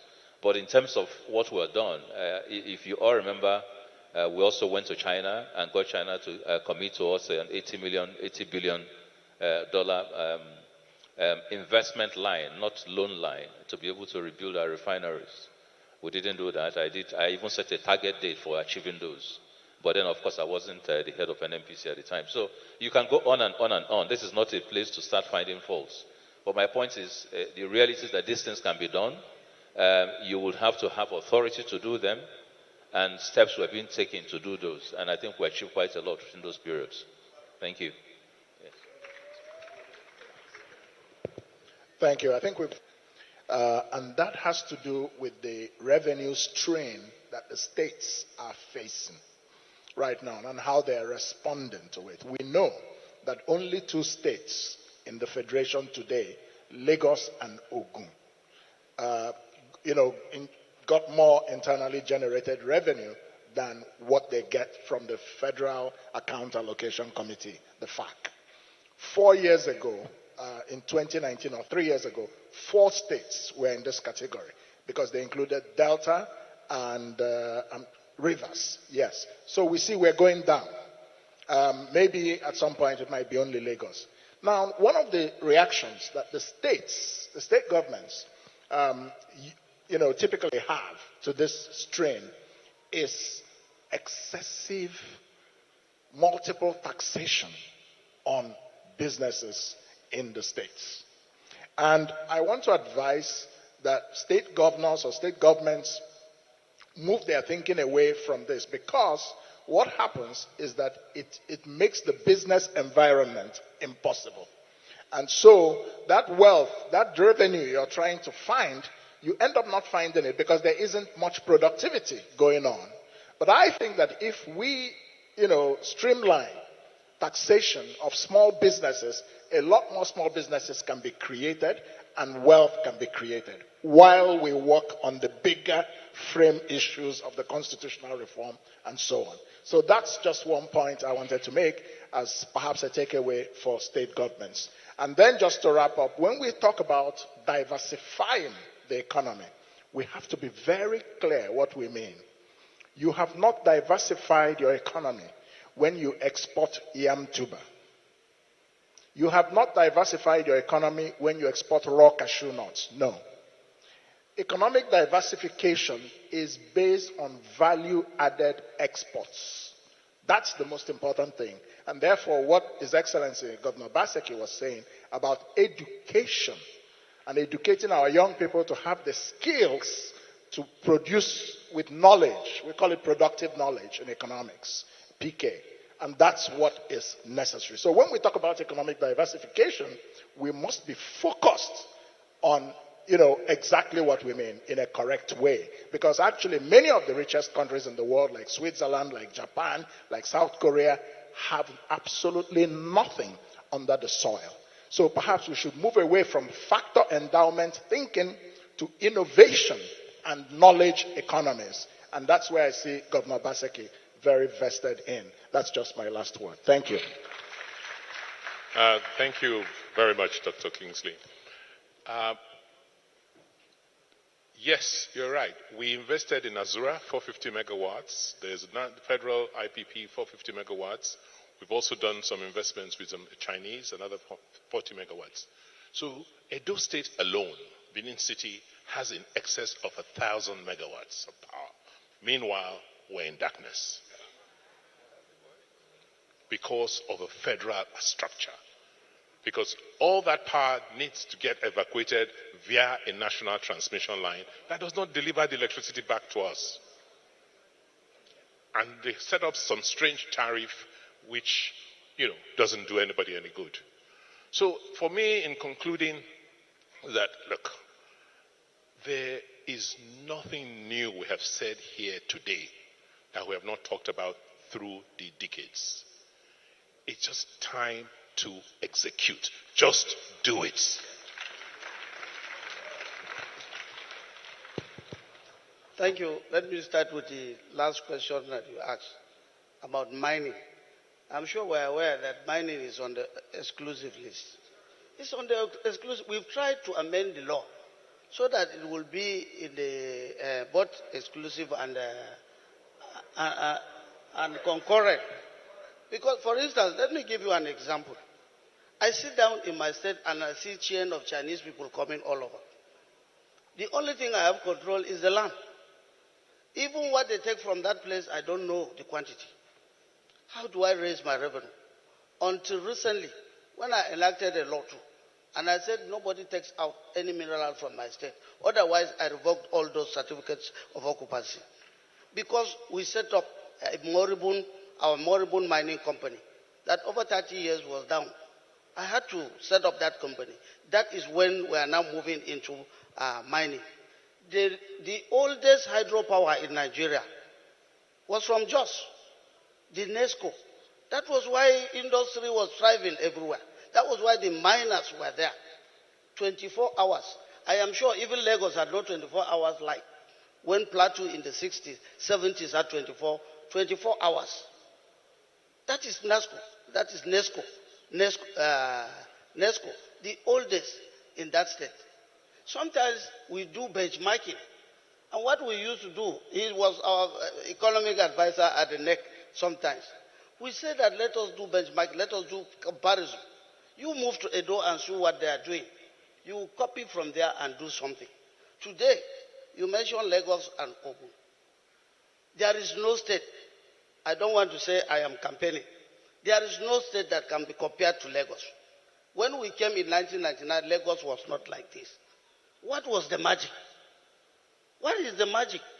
In my own, as I was moving, like I told you, I was going to raise a dead state. So I had to go everywhere. I moved my team to Lagos. They understudied the revenue of Lagos. That was why I was able to pay all the outstanding salaries in my state. Today it is as and when due. They are receiving their salaries. They are receiving their salaries. And we are moving out of that with donor agencies. You create an environment. The last one is about corruption. Corruption is not about the government in power. It's not about, I think corruption is a responsibility that all of us, we are all lawyers. We must find a way of assisting in the fight against corruption. Otherwise, anything we are doing, as we are putting the water here, it is leaking the other side. Nobody will want to invest in that kind of environment. I always say that the only thing you can ensure that you access donor funds. For me, that's what I am doing now. My state has been rated by the Open Governors as the best in Africa. Yes. Thank you. It's the best in Africa. So what will that do? That is the attraction I'm getting now. I'm getting a lot of donor funds. So I don't need to go to FAC to wait for FAC. I must continue to create transparency in my state so that donor funds will also come to that state. So Thank you. these are things that I say we are lawyers. If you want to invest in my state, come. We have a lot of those investments. Don't run away. Excellency. Thank you. Pat. I'm glad that Abdul raised the question that he raised, because this is part of the challenge that we have in Nigeria. Nigerian elite do not invest in things that lead to production. Everybody buys, sells, gets contracts. Those who make the effort are made victims rather than giving the support for it to come alive. We created a center for aggregation and processing, and we're to be landlords. You mentioned clearing. Do you know how much it cost us to clear what we cleared? Nearly 300 million naira just to clear the bush. We began, by the way, you can pass, when you're going back to Benin, pass through there. You will see plantain trading that is going on. We have invested private funds without one borrowed kobo of more than 500 million into that place. One of the consultants that we were working with, who worked on Azura, said that, look, don't worry, just keep at it. The Azura thing was going by his desk when he was in Standard Chartered for years before finally he got traction.